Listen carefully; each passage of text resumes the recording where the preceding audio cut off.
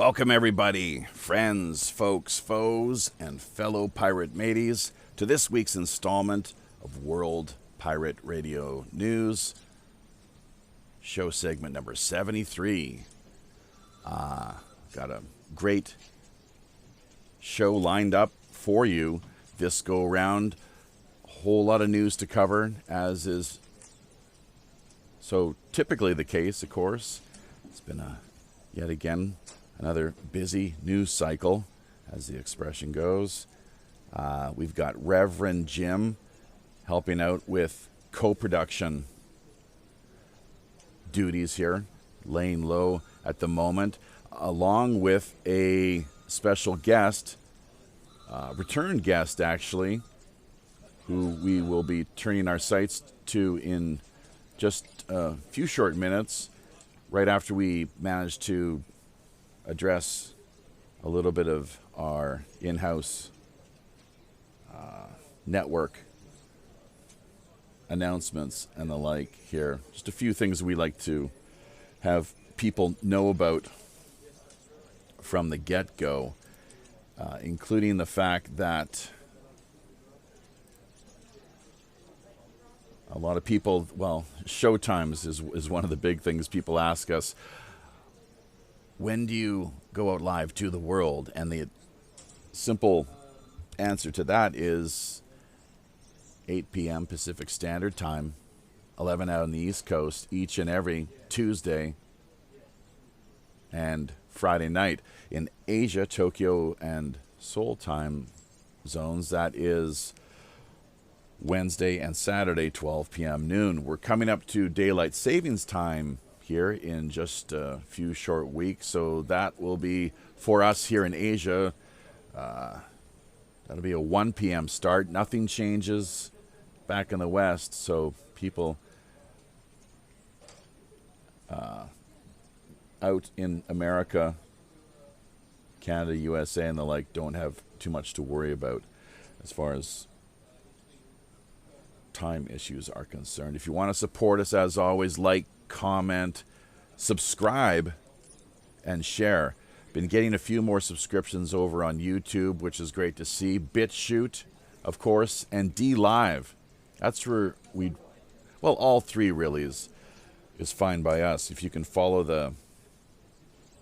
the network links via the show description area, which you can only see right now off of YouTube. There's also something, I guess, over on Facebook as well, let's not forget. And just before we get too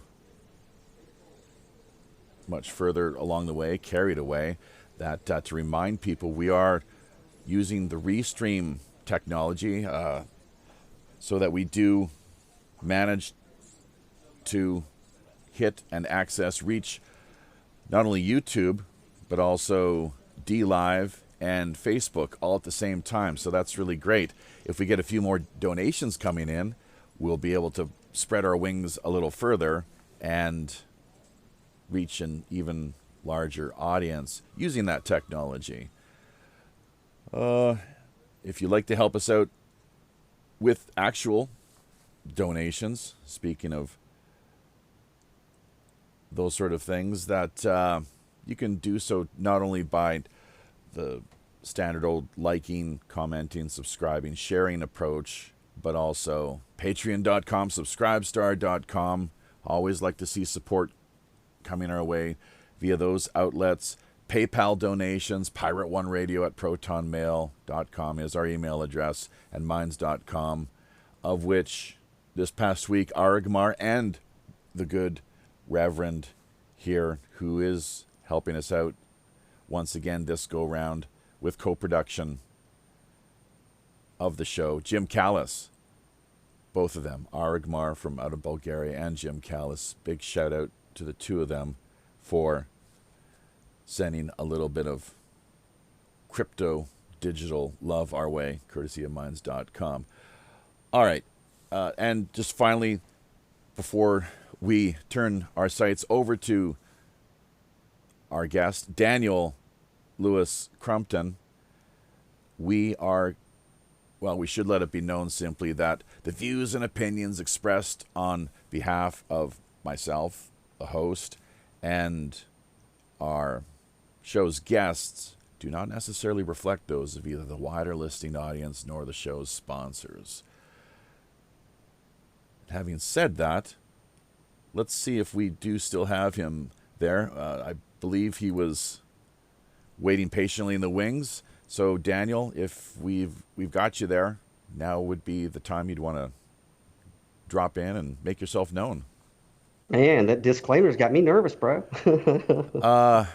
I don't know. I don't know. Why would that be? I'm just messing with you. Yeah. What's going on, man? It's been a while since we talked. Yeah, it was this past April, as a matter of fact. I'm not sure if you remember exactly. I was fishing around trying to find where it was in the archives that we had you. I couldn't figure out because I was looking through our feature shows, and I could have swore, geez, we had you on the horn, as it were. But you ended up getting kind of squeezed into our special 420 week. We did a 420 show, and you were part of the lead up to that whole, I think it was like on April 19th was the Friday, but we couldn't, because of scheduling reasons, have you attend that particular show, and you dropped in on Tuesday. Right at the same time, you found yourself traveling out on the road and having all sorts of fun and adventures. So yeah, how have things been going? Yeah, man, I think I was in Nebraska when I was on your show last time, if I'm not mistaken. I think. But yeah, dude, that was a wild time. I did a lot of shows. You know, of course, it was 420, and I was representing Cannasense as their public relations guy. And so I had the opportunity to kind of go on the media roller coaster promoting the collective.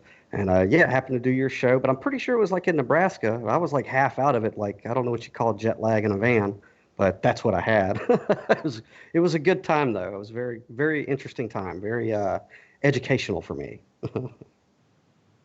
Let's not forget as well, too, that I think Letitia Martinez and Ron Patton are two of the people that we ought to thank for having sent you our way. They had recommended you together quite, they were very, very much supportive of what you stood for, essentially. Your I don't like to refer to as activism, as you may recall, but engaged citizenry or citizenship is my particular take on things. But yeah, you've been doing a lot of great work out there on the road. We want to get into the Cannasense business in just a few minutes here. Yeah. Along with the fact that, yeah, we had tried to, I'm not sure if we've got her now, but your cohort and fellow colleague, I'm not sure to what degree exactly, or how long you've been collaborating in that whole business, but Sabrina Black, she was a former co-host of yours with Zen in the Car, I believe. Something that, in fact, this project you are working on at this particular moment rebooting. Is that not the case? That's the case. Yeah, Sabrina Black and I, we've been partners for about 5 years. And when I say partners, I mean she's here in Georgia and I'm here in Georgia, and we're both political activists. We're liberty people. And she was writing. She's a prolific writer, and she was writing for a blog spot called Divine America. And at the time, I was writing for a website called zeninthecar.com, not Zenith Car, which is what some people see when they see the website, but it's zeninthecar.com. And we kind of, through fate and circumstance, we met, and we started collaborating together on zeninthecar.com. That website continually evolved, and kind of the philosophy of it was, how do there's clearly things are changing here on Earth. There's a spiritual type of evolution taking place, and there's also this political machine. So the idea of the website was, how do you get spiritually minded people to get into the political machine with the ideas of freedom and liberty, and vice versa? So how can you kind of amalgamate the two? And that's kind of what Zen in the Car was. And it just it started off as simple articles, and then it just morphed into following a group of liberty activists in this area where I'm at, which is the 8th Congressional District of Georgia. it just started to morph and follow our activism and the protests that we would go to, the Republican conventions that we would go to, as we would document police brutality, overreach of the state, things like the NDAA, the Patriot Act, things like that. It was around that time when this stuff was just bubbling up, when Alex Jones was like the main guy out there talking about, hey, we might want to pay attention to what our government's doing. You know what I mean? So it was around that time. And Sabrina kind of joined up with us, and she did a lot of writing for us and a lot of video stuff. And basically, the website just kind of followed our adventures in trying to make a difference through activism and inject the political system and the state with a concept that clearly they've lost, which is the supremacy of the Constitution, and kind of the philosophy of ZenInTheCar.com is that the 10 amendments of the Constitution, the Bill of Rights, happens to be a spiritual document also, if you really embrace it that way. And a lot of the problems that we're seeing in our society can actually still be reversed with just the simple Bill of Rights, and just how to politely use it whenever you're interacting with the states. So that was kind of what Zen in the Car was, and it just morphed over the years. It went 5 years, and then eventually all of us kind of had to go our separate ways. Jason Patrick was a part of Zen in the Car, and are you familiar with Jason Patrick and his work out west? I think you mentioned him last time around, and I believe I've heard his name from time to time. The alternative research news community, and as you put it, like the activists into things. Mm-hmm. Pretty small bunch of people in many regards. But no, who is he, and then how does he tie into the story? If you remember when the whole Bundy Ranch standoff was going on, and then the Oregon standoff with the wildlife refuge, where they were out there protesting the Hammonds, going to federal prison, basically facing double jeopardy when they did a backburn on their land. Jason Patrick, he started off with ZenInTheCar.com. He was one of our main. He's an all-around great guy. 2, if you cut him, he will bleed red, white, and blue. Like when you see Jason Patrick talking about the Constitution and things like that, that man believes it. He believes it. Like it's not a show. He really, really, down in his heart, he burns liberty and freedom, and he's proven that. So Jason, he was out on the road, reporting for ZenInTheCar.com when the Bundy Ranch standoff went down. He was there. And then, of course, in Oregon, he was one of the guys who was arrested. He was actually the first person to step foot on that refuge. So it's kind of funny. I have a unique perspective of that whole issue because while CNN and Fox and all these other, even alternative news, was reporting what they thought was going on in Oregon, I actually had Jason Patrick on the phone, and I knew like the skinny. And the disconnect from what I was hearing from my friend and then what was coming out on the media, even alternative media and social media, there was such a disconnect as to the reality of what was happening. Does that make sense? It most certainly does, and that is what unfortunately is so often the case with any news event. There's always bound to be a whole multitude of views and perspectives. So there's not even necessarily just only ever two sides to the story, as so many people like to put it, but really there can be a lot more than that, is my impression, most definitely. Yeah. Go ahead. Especially nowadays. But yeah, so Jason Patrick, he spent a year in federal prison because of that. And, when the Bundys went free. And so now he's out, and he's, when I went out to Oregon, I did have a wonderful time with him and his wife, Maureen, who's a patriot too. She's retired military, very, very, she's a firecracker. She's the perfect match for him, actually. And they're doing their activism out there. So he's still in the game. And people really need to look at Jason, and they really need to listen to Jason. A lot of people, look, Jaffe, a lot of people can get behind a microphone. A lot of people can start a YouTube channel. A lot of people can start a blog. But people like Jason and Maureen, they actually put skin in the game. I mean, this dude put skin in the game. And I didn't necessarily agree with all of his views on the Oregon standoff. However, I respect that man because he put his money where his mouth was. He showed up at the refuge. He did his thing. He helped the standoff from his point of view, whether the listeners think it was right or they think it was wrong. He was standing on his principles in good conscience, and then he went to prison for it. This is a patriot we really need to pay attention to.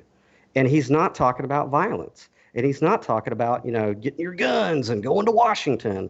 He's talking about simple, let's have a conversation. Let's get this back to the Bill of Rights. And it saddens me that people aren't paying as much attention to him as they really should be, because he's doing some really good work out there, him and Maureen.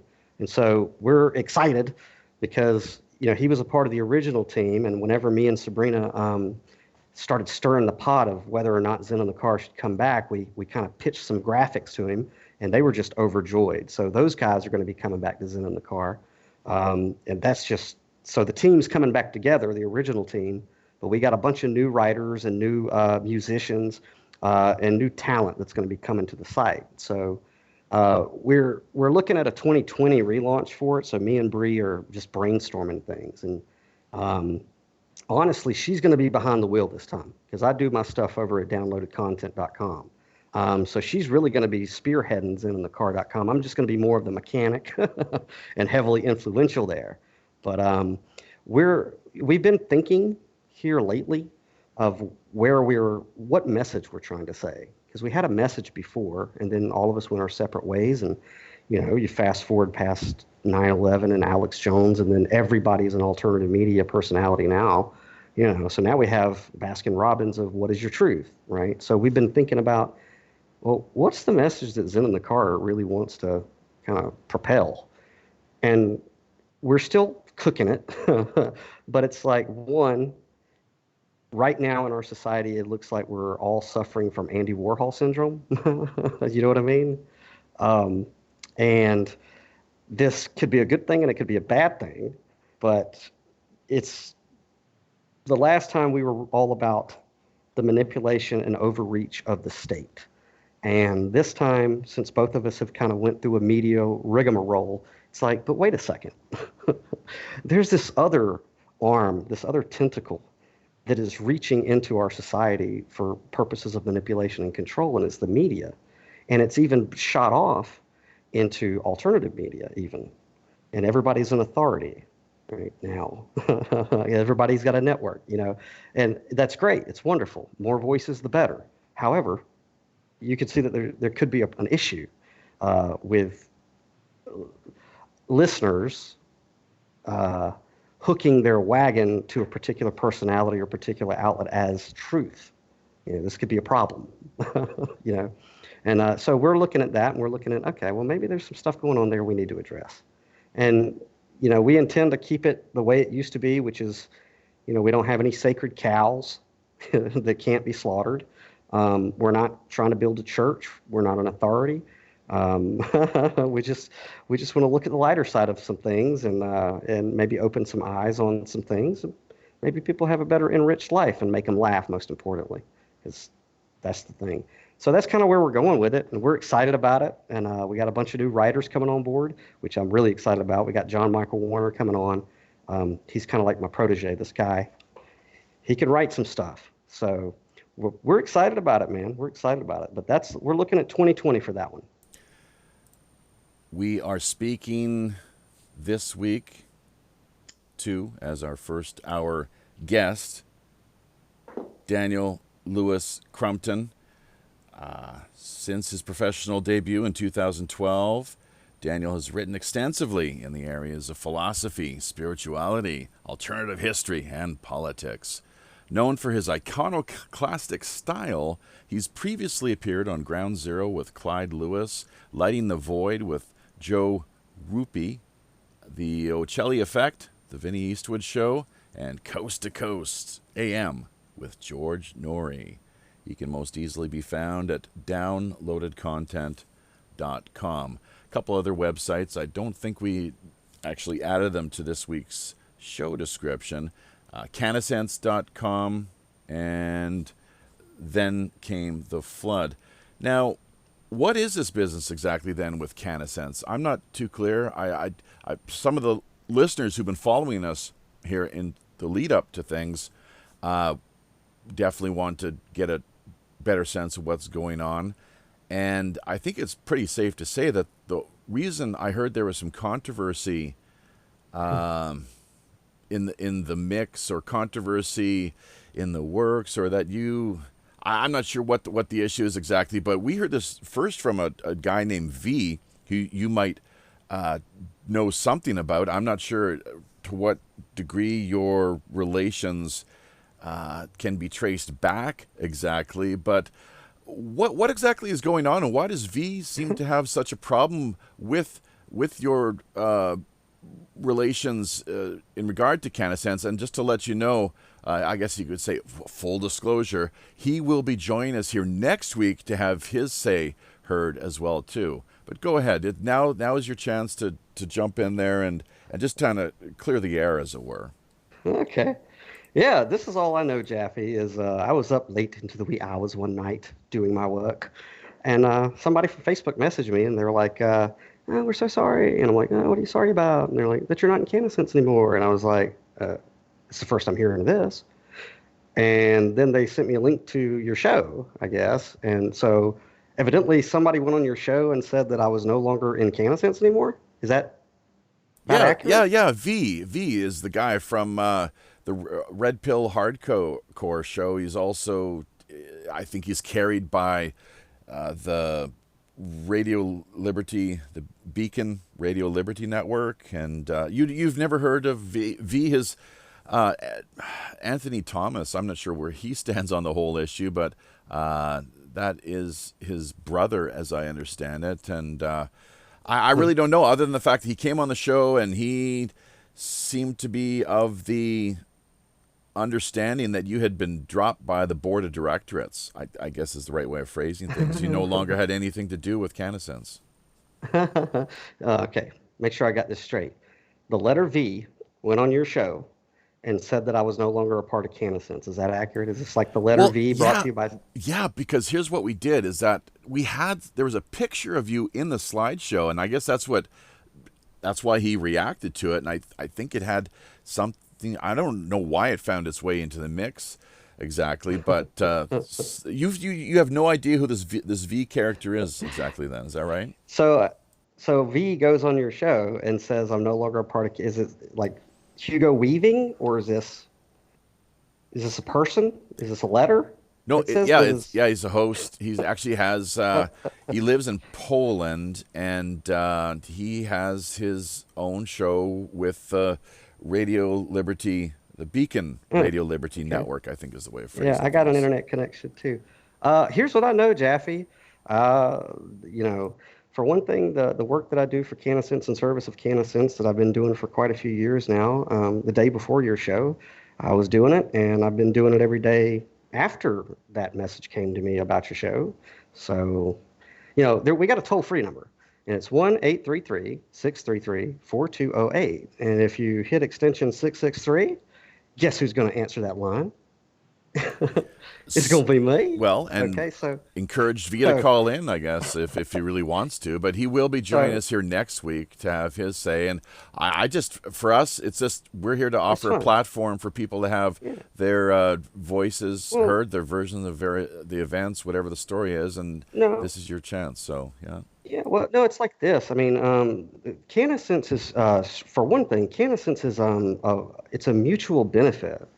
And it's the brainchild of my friend and my mentor, Neil Schloss. And he's very much liberty-minded, He's a damn good man. And he's got a heart as big as you can imagine. He's the one that thought this entire concept of Cannasense up. And he did it with, and I don't want to put words in his mouth, but he did it with two philosophies, essentially, which is freedom and liberty, that everyone has a right to be well. And everyone has a right to treat their body with the medicines that they see fit as Americans. So the ideas of the Bill of Rights and the contents of freedom of liberty were incorporated into the way that Cannasense is structured, the way that Cannasense operates. So you have the Bill of Rights, and then the idea of wellness and health, and basically paying it forward, helping other people. But Cannasense is a mutual benefit collective, which means everybody has a voice at Cannasense. There's no, basically I am an independent contractor that is a caregiver. And my role within Cannasense, I have two choices when I join the collective. I mean, I could basically just be a patient and get my medicine and be well. Or I can be, somebody who's passionate about the message and passionate about helping other people live better lives, and I could start to recruit other patients in, which is what I do. I bring in patients, I walk them through the process of getting their medical recommendation, explaining to them the legalities and the lawfulness of Cannasense, and then I orient them in the apothecary so they can get their medicine and start living well. So I bring, a good number of patients in, and they're underneath me. I am responsible for these patients. I have no power over these patients. I have no authority over these patients, because those two things are indicative of tyranny. Power corrupts. Absolute power corrupts absolutely. This is more, Cannasense is, so I have, let's say, over 500 patients that I have recruited and brought underneath me. I am honestly responsible to them. They are the authority. And so when they have a suggestion about products that should go into the apothecary, or what we should be doing on the activist front, or what we should be doing with the charity front, every one of them has a voice. They can either contact me as their caregiver, or they can submit a support ticket on the website. And so honestly, Cannasense is this one big round table, like Knights of the Round Table, and it doesn't operate without the concepts of freedom of liberty. So that's basically what Cannasense is. We're trying to inject this society with wellness and the concepts of freedom of liberty, and that's what Cannasense is. So any rumor mills or anything that's kind of young and the restless-ish is kind of moot, because at the end of the day, like I said, I'm still doing everything for Cannasense that I've been doing for years. I'm doing it today. I'll be doing it after I get off this show. And so there's that. So the rest of it's kind of moot. I'm still with Cannasense. You can call 1-833-433-6208. 663 is my extension. So there's that. But yeah, I mean, and it's kind of funny to me, because it's like, this is another example of what we're trying to talk about with Zen in the Car, which is, now that we live in a society where everybody who has an internet connection and maybe some Photoshop can present themselves and give a message, and it sends people off into a tizzy. So does that answer your question, Jeffy? Yeah, I think what you're saying is that you have not been dropped. There is a board of directorates, or like an executive oversight committee of some sort, of which you are a part, and you have not been dropped. You still are affiliated in a very real sense of the word. And according to what you're saying, then doesn't know what the hell he's talking about. Well, anybody who's talking about the inner workings of Cannasense, for one, where are they getting their information from? Well, here's the thing: is like from my understanding, is that he is an active member, or however things are phrased, from what title or label he espouses. I don't know, what an agent, but he is active, I guess, on the Cannasense front, and he will next week. You might want to tune in, or see if we can send you a link if you like. See what he has to say regarding the whole matter, and what would be most ideal here is that we'd get a clear sense of what's going on, and everyone, it would work out for the best, in the sense that everyone's like a happy. I can tell you what's going on. I can tell you what's going on, Jaffe. This is what's going on. What's going on is every single day, people within Cannasense, people who are caregivers with downlines like me, or groups like me, or smaller veterans and things, what's happening is those people are focusing on the message of freedom and liberty and wellness. They're going out into their communities with business cards of Cannasense, with flyers. They're going to VA meetings. They're going to AA meetings. They're going to NA meetings. And they are constantly giving the message to try to bring people into a collective, a mutual benefit collective, where everyone is equal, everyone has a voice, and give them the ideas of liberty and freedom, and give them access to their medicine. That's what's been going on since Cannasense was founded by Neil Schloss. That's what's going on today. That's what's going on. And you still speak with Mr. Schloss on a semi-routine basis, or are you still in touch, are you? He's I consider Neil to be, like I said, a mentor, a friend, and a brother. I think that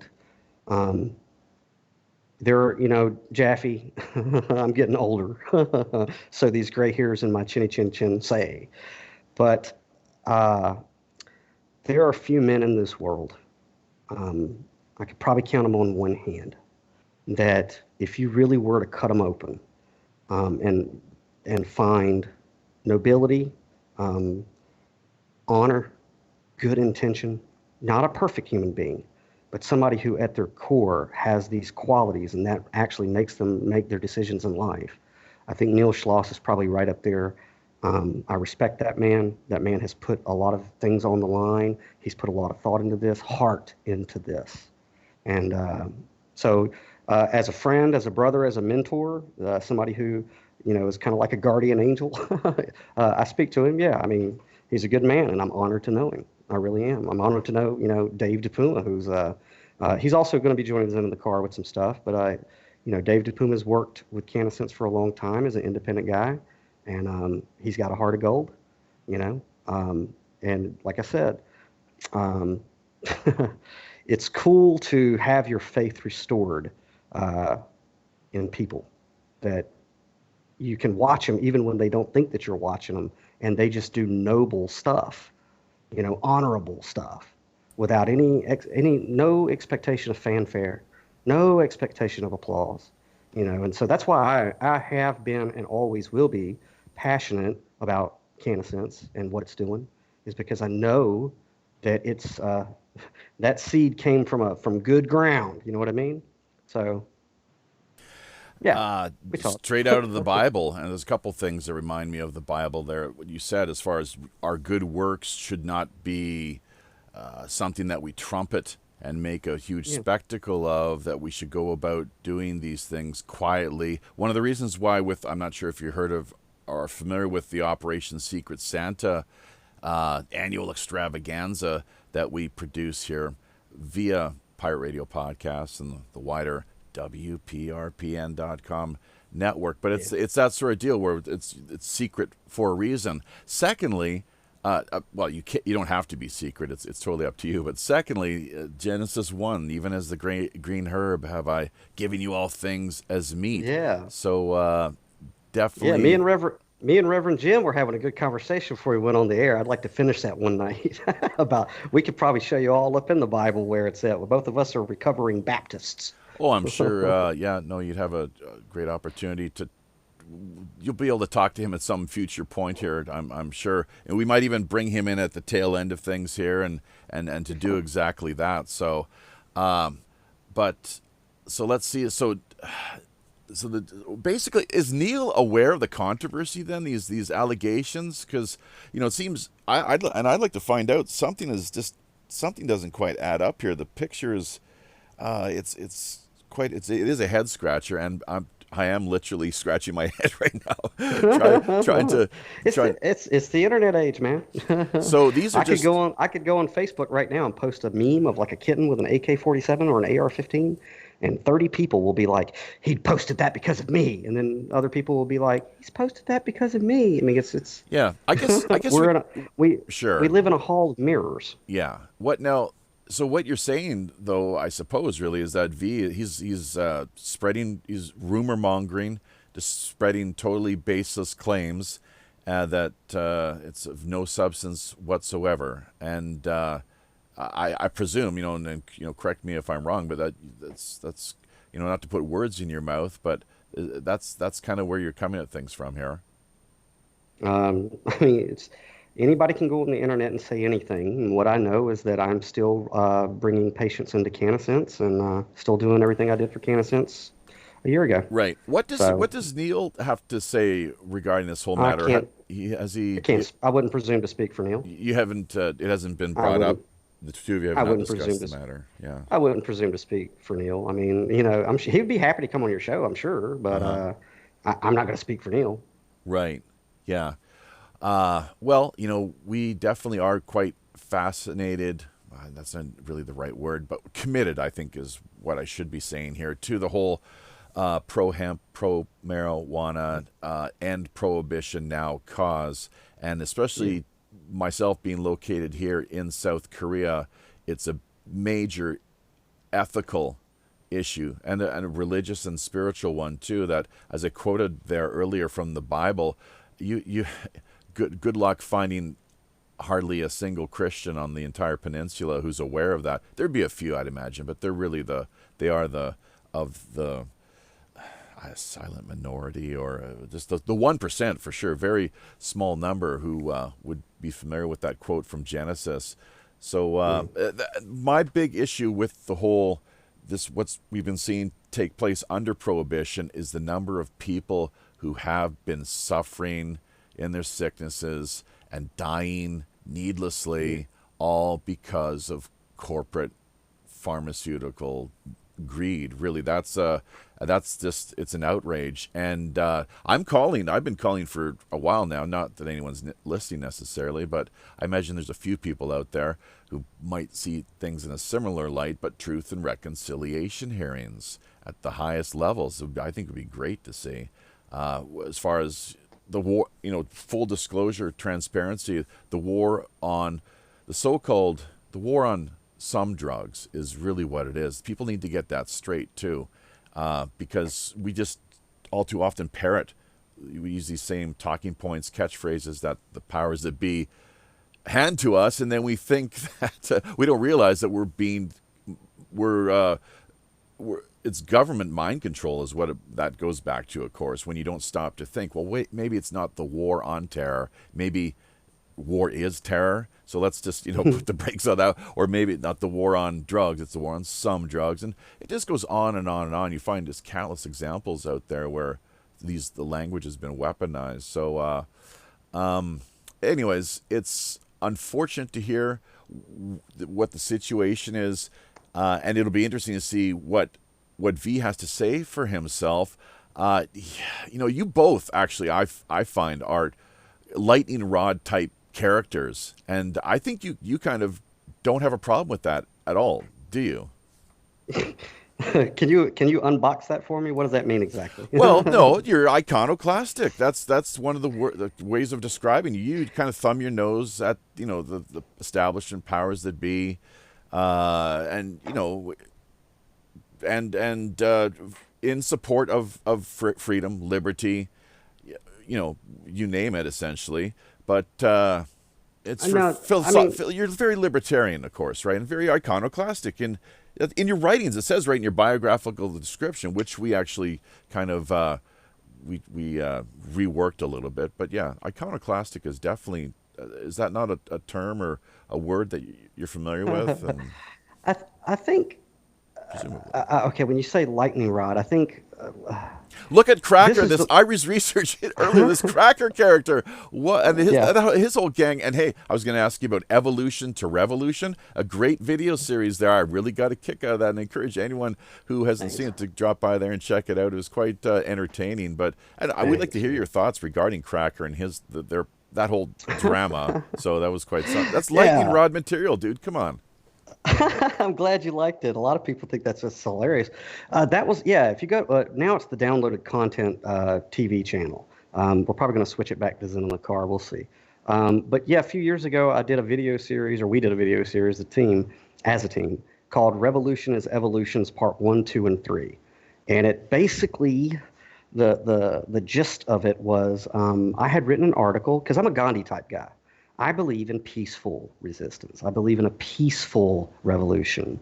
I'm kind of like John Lennon. I dig those philosophies, which is we can do this through conversation, not with saber rattling and, going out and shooting videos of yourself firing off an AR-15 as fast as you can, because that's only going to amp up the state. They're going to go, look, these guys are putting videos of them like doing drills and shit. Excuse my language. And so we need to amp up. This is escalation. Okay, so I'm not like that. And so I wrote an article on the show. I wrote an article, read it on Ocelli's show, which we're going to be working with the Ocelli network too, because we got a bunch of podcasts coming out through his network with Zen, just a side note.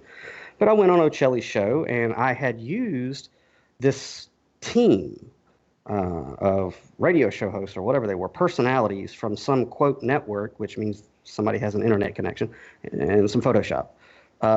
And I had used the guy Cracker as an example of, hey, this is not how we go about it. You don't go on the radio talking about the only way we're going to fix things is to shoot everybody in the government. That's stupid. Okay. So I had used him as an example. I wasn't personally attacking the guy, but I could see how he would think that it was. And so I read the article on the show, and then him and his buddies just piled on in the second episode and proceeded to rip me to shreds. And then, we had some fun with the graphics and the animation on that one and kind of made light of it. And then in the third one, me and the other guys, Kim O'Chelly and Chuck and Sabrina, were able to reel it back in and say, look, guys, let's think for a minute. If you have a revolution with two violent sides, the one that's going to win is the most violent, and then that's who's in charge. Is that really the world that you want your kids to grow up in, man? And that's the idea of it, is like, we've got to find a better way to change things for these kids out here, this next generation. And don't tell me that you're not obligated to do it, because yes, you are, man. You're on Earth. You are obligated to make this place a better place. That's just my philosophy. And so that series was kind of from that point of view. And yeah, we rip him a little bit, but the Bible, you talk about the Bible says, out of the abundance of the heart, the mouth speaketh. You can know a person and what's in their heart by what they talk about the most. And so that series was kind of like, we were poking fun, we were defending ourselves, but we were also trying to make a point, and it's that this can be done through peaceful means. We can change things through peaceful means, and like Cannasense. Cannasense is, that's why I hooked up with Cannasense, is because the philosophy that Neil put into Cannasense was that, look, we're going to do some Ron Paul revolutionary stuff in a really cool way. We're going to make patients across the country get access to their medicine. That is the philosophy that I'm all about. And so that's what that series was. Did I ramble? Did I go around a lake right there, Jaffe? No, it's fine. And you're a very gifted speaker, obviously, raconteur of sorts as well. Go ahead. Uh-huh. That's where I was going with it. The lightning rod thing. No, I don't think I'm a lightning rod personality, because I'm not. When I come on a radio show or when I'm doing my own stuff, I'm not under the illusion that I'm a celebrity or that I'm anybody else who has an internet connection, a GoDaddy account, some Photoshop, a nice camera. I'm just like everybody else. And the thing is that I see other personalities, and I hope you're not one of them. We haven't gotten to know each other that well. I don't think you are. But you see these people, and they're just people with internet connections, cameras on their smartphones, and everybody's J. Edgar Hoover now. And they get wrapped up in this persona that they put out on the internet. And it's like, dude, everybody's got a YouTube channel. My cat has a YouTube channel. Okay. But at the end of the day, when I get off this show with you, I'm a human being like everybody else. And my opinion is just as good as anybody else's. I might say it pretty, but I am no authority on anything other than myself. So I show up to these shows, not as some personality, as a lightning rod, but just as a human being. And Jaffe, I've caught a lot of flack for being a human being. It's like, oh, you can't say that on a show. It's like, it's a Skype conversation with a bunch of people listening, granted, but come on, let's not blow smoke up our own skirts. I pay bills, I have worries, I have concerns, I have flaws. I'm not a personality, I'm a human being. I bleed, I hurt, I cry, I make mistakes, And one of the problems that I see is that, man, they're suffering from Andy Warhol syndrome right now. I got a Facebook page with 3,000 followers. That makes me an authority. And then they abuse it and they go say stuff and it's not true. And then it's like, huh? And then people believe it, and it affects the way that they make decisions in their lives. And it's just a concern. Technology is a great thing. Don't get me wrong. I love it. I love Pandora. I love Spotify. I love YouTube. But, a knife can cut a loaf of bread or it can cut you. So it's like especially those of us who have a little bit of an audience, C-tier celebrities. We're not Kanye West. we write some articles and make some funny YouTube videos if we're lucky, and maybe some people listen to a podcast. A couple people in the chat room, okay? But let's be real. We are human beings, and we're flawed, and we don't have the answers, and we're making it up as we go along just like everybody else, and so is everybody else in the media. So it's like, We're suffering from not only mass CPTSD in this country since 9/11, but dissociative identity disorder too. It's weird. I mean, Andy Warhol nailed it, dude. In the future, everybody's got 15 minutes of fame. But guess what? None of my YouTube videos is paying for my electric bill. I got real life stuff, and I just don't pretend that that's not the case. Okay, I don't pretend that I have a network. I don't pretend that I run a global website. Okay, I got a GoDaddy account. I'm pretty good with Photoshop and some Premiere, and I could speak pretty sometimes. But I'm just like everybody else. And I think that everybody else who's in the media, the alternative media included, should admit that. And they should admit that to themselves first, and then their audience, and then just be real, man. And then we can get someplace. So I don't think I'm a lightning rod personality. I think I'm just abrasive because I don't go by the rules of the media, because their rules matter. You know what I'm saying? I can't say that. Why can't you say that? It's a word. George Carlin done took care of this back in like the 80s, man. Words are words. I got a First Amendment, but we find ourselves, especially now, it's so weird because you have people in the liberty and alternative media and they're like, First Amendment, but don't say that on my show. Don't express yourself that way. And I just go, I don't think so, man. I got a Bill of Rights. It's a spiritual document to me. I could either be silent and not say anything on this, that, or the other, or I could say whatever I want. And like these stand-up comedians here lately, this has been, it's been a cool experience watching like the Dave Chappelle thing and everybody getting butthurt about that because he told jokes. You knew what he was about. You knew he was going to tell jokes. You knew they were going to be abrasive. Laugh. It's supposed to be taken in jest. Or like these people wigging out about the Joker movie. Oh, it's going to get incel stuff. It's all about, And it's like, no, it's art.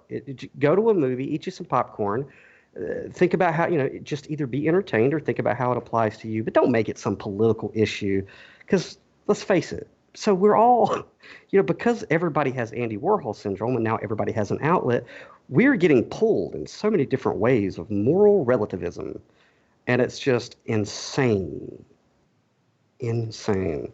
And so here I show up and I just, I'm not trying to push any buttons or anything, but I know that a lot of the stuff that I say is going to piss somebody off because if you got an opinion, somebody's going to get pissed off. So what do? You just shut up? Put your head down? Keep your mouth shut? Yeah, that ain't what mom and daddy raised.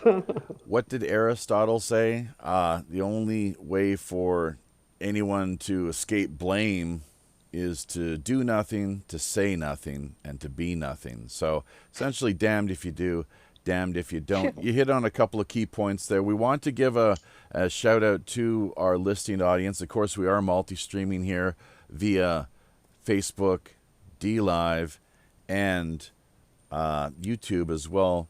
So a lot of comments coming in through those three outlets.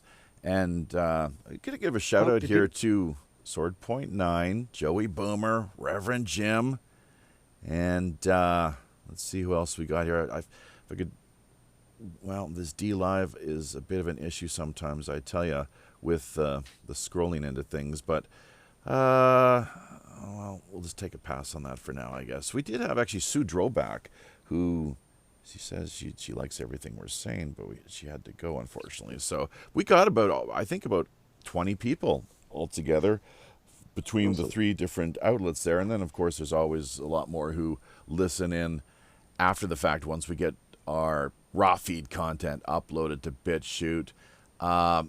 You hit on a couple of really key points. And apologies to anyone who, if I did miss out, I will definitely... Nethead, actually, was someone I should give a shout-out to. I remember him actually dropping in there from the get-go. He's a Washington, D.C.-based character and personality. One of these types who keeps a pretty low profile. You talk about 15 seconds or 15 minutes of fame, I guess is how Warhol so famously put it. And that much is true for some people, all too many who get caught up in that whole thing. But you will notice we ourselves here, there's no video. There's a slideshow. And there's me here, Jaffe. It's just a voice is all you'll ever hear. And we do that for a reason. I was thinking about just this quite recently, actually, and it is a political statement. It's a statement in a number of different levels, actually, philosophical and beyond. But it is a political statement, and I will disagree with you that everything actually, whether we like it or not, it is political. Everything contains a spiritual component as well. So there was something more that I was going to add to that, actually, regarding this whole business. But just basically that, I think, is something to keep in mind, the way that, and here's what I will add. This is what I was going to say, actually, is that the tools that we have at our disposal here. I mean, you might talk about, YouTube channel or GoDaddy or, PD, what is it, Adobe Photoshop or what have you. Okay, fine. I get the point there. But at the same time, more people need to be doing the sort of things that we are. It is central, and especially here in Korea, for crying out loud. And I'm doing a lot more, hopefully, than just sitting around putting together cute kitten videos or, pictures of butterflies that you snapped on during your walk in the park. Really, that it is a golden opportunity for more people to be blogging and to be communicating around the world. Is what we're doing here, man. We are making use of this global technology to bring people together from all over the world, and it's empowering. Yeah, and I agree with you 100%. I think it's a wonderful thing, because now everybody, it's the internet age is a wonderful equalizer, because now everybody has a voice. But now, I mean, not if you take into consideration, hang on, not a great equalizer, unless of course you take into consideration the way, what did Trump say? It's a rigged game. These goddamn algorithms, the way that then shadow banning and everything else that goes into the the way that they've got things set up here as well too. They've been caught red-handed all too often. Ideally, it's the great equalizer. Just as you say, like, ideally, communism is a wonderful thing, but not in practice, unfortunately. Right. And the only thing I'm saying is, like, and I encourage, like, I mean, that's what Zen in the Car is about, is bringing in new people, rather than giving them fish, teaching them how to do this stuff on their own so they can kind of spin out. Like Dorian Flagg was one of our writers who will be returning, John Michael Warner. But it's be real, keep yourself real, understand that, if you do get a following and you do get a listenership, that you got to be responsible with what you're saying, and don't be phony. Don't breaking news and you have no reporters on site. Don't pretend that, because when I started to see the bigger, like the higher tier alternative media type people, they were like, we're the alternative, so we're fighting, we're battling the left-right paradigm. And then it's like, they would do breaking news, but they had no reporters on the ground. They were just taking the headlines from CNN, Fox, and MSNBC, and then putting their own slant on it, from whatever their church was, whether it be metaphysical, spiritual, or, libertarian or whatever. It's like, dude, you just read an article from Fox and you commentated on it. That's not news, man. That's not news. But that's just me. Well, that's right. You have your opinion, and you are the utmost expert of your own opinion, just as we all are. Is the way it works there, like it or not. So, and actually, I don't know. I've got a difference of opinion myself there. That whole business. I see what you're saying. Yeah, I get that. And there's a lot of people that do really.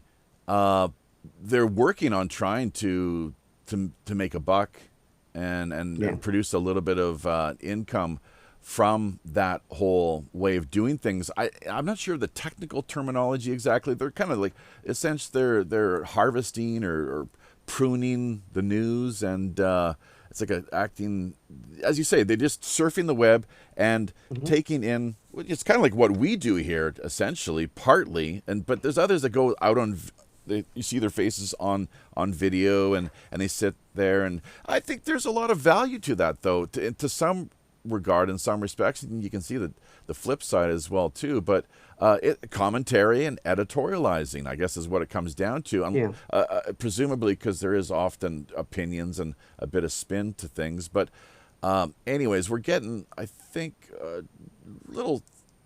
I'm not sure if you want to add more to that, but I was hoping that we could actually add Reverend Jim to the conversation here. We've only got a few more minutes left to go here as far as things, the first hour is concerned, and then we are going to get into the news and be doing exactly what I don't know. I guess hopefully you don't. If you stick around and check out what we have to do here, you might find it's not such a bad thing after all. But everyone has got their own way of looking at things, obviously. So, but as I was saying, there's a really great, really have lit things up here in the comment area. So let's Nethead talking about how he's listening on YouTube, listening while it plays in the background. And there's others who are saying, such as Sword.9, that you are correct. And I'm not sure exactly that is you, Daniel. Free speech. You are correct. He agrees with, I think, what you're talking about, this business of the Andy Warhol syndrome. You're so right. I totally agree. Some people really let it go to their heads, and that's one of the reasons why philosophically you'll never see us. We're not looking for fame. We're doing this as a public service. Okay, right. It's like, look, as I said, engaged citizens, and if there are more people doing this, that we would find a much healthier, more flourishing. You want to call it democratic or republic, it doesn't matter to me. People talking and having a conversation is what it comes down to. Hopefully not yelling back between one another, but go ahead. Yeah, and clearly, Jaffe, I'm not, if anybody's interpreting what I'm saying is it's all bad. No, I mean, dude, I'm inside of it. I'm in it. I'm on a show right now. So I'm in it. I'm not saying it's bad. I'm saying it's wonderful because now we all have a voice. Saying, put good content out. How about that? How about stop regurgitating what Alex Jones said 15 years ago? Put out some good content. Put out content that comes from your heart and not what you think people are going to click on. Put out content that's true to you and may make other lives better without worried about ratings, because then we know where your motivation's at. We live in a wonderful time with this technology. And it's a wonderful time for each of us to get out of the mindset of doing things for little pieces of paper with dead presidents on them or imaginary numbers in a bank account.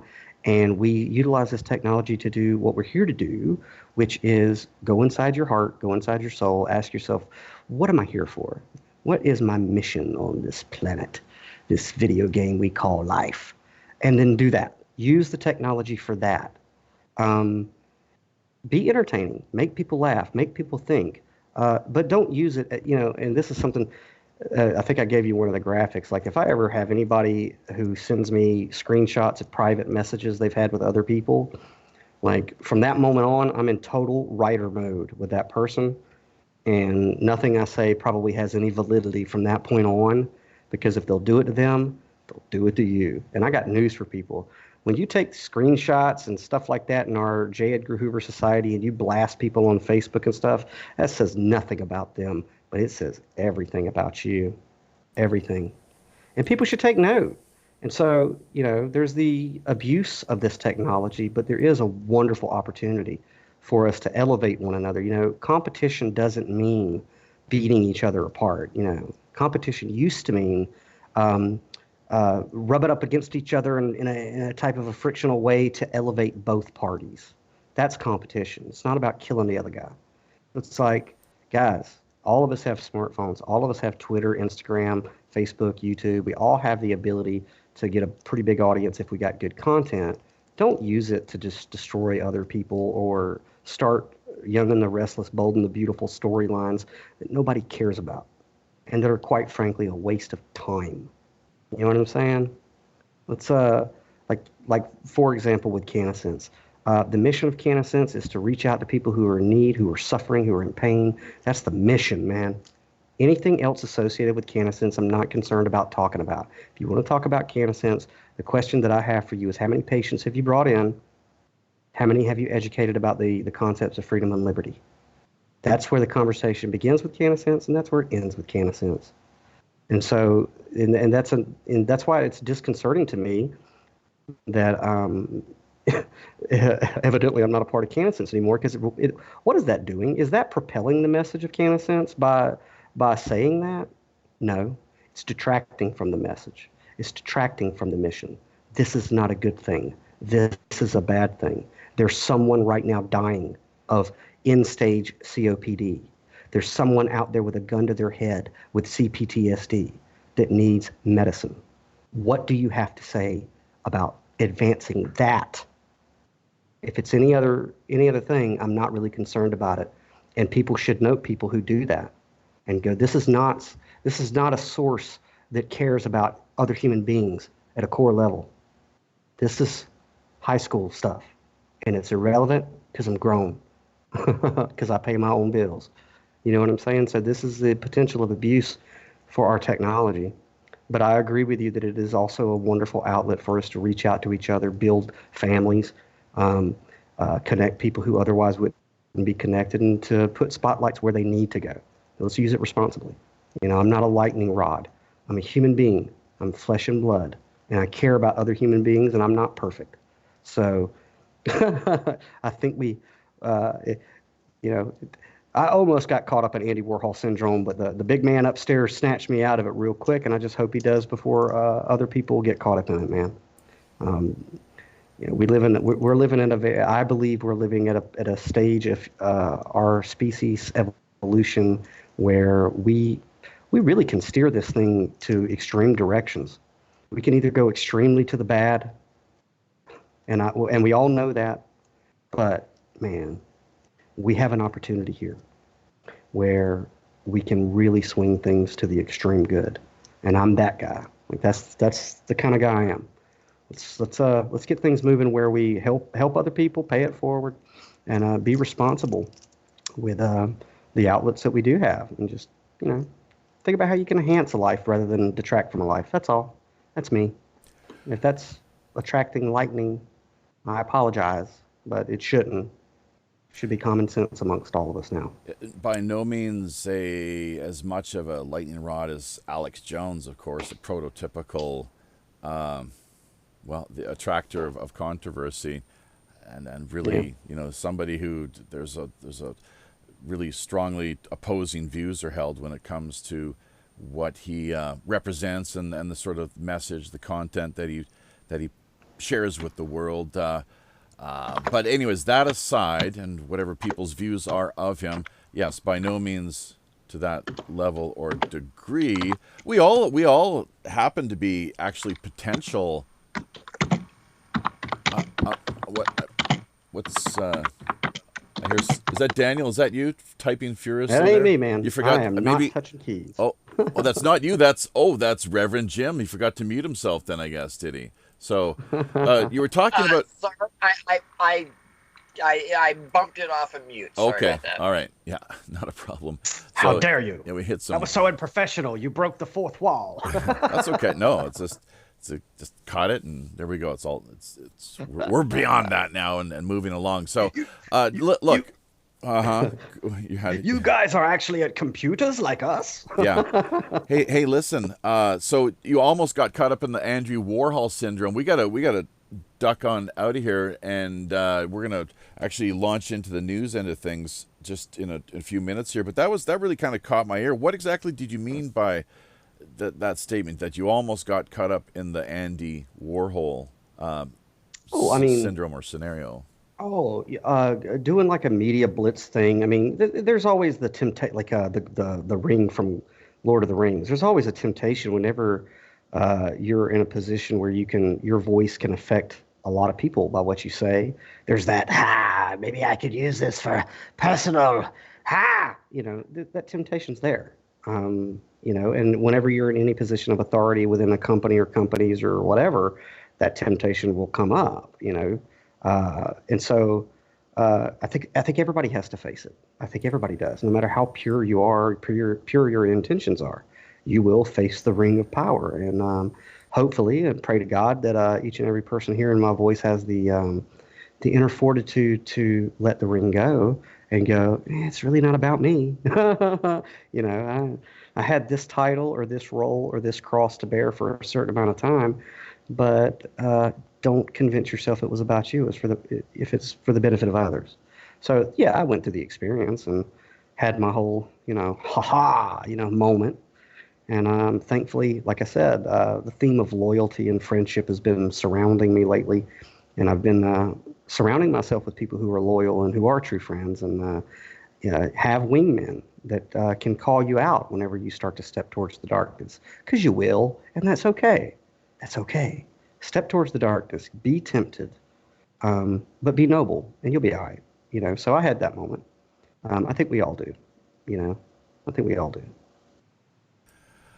I know I experience what I can only refer to as a dark night of the soul in some respects, a lot of inner searching.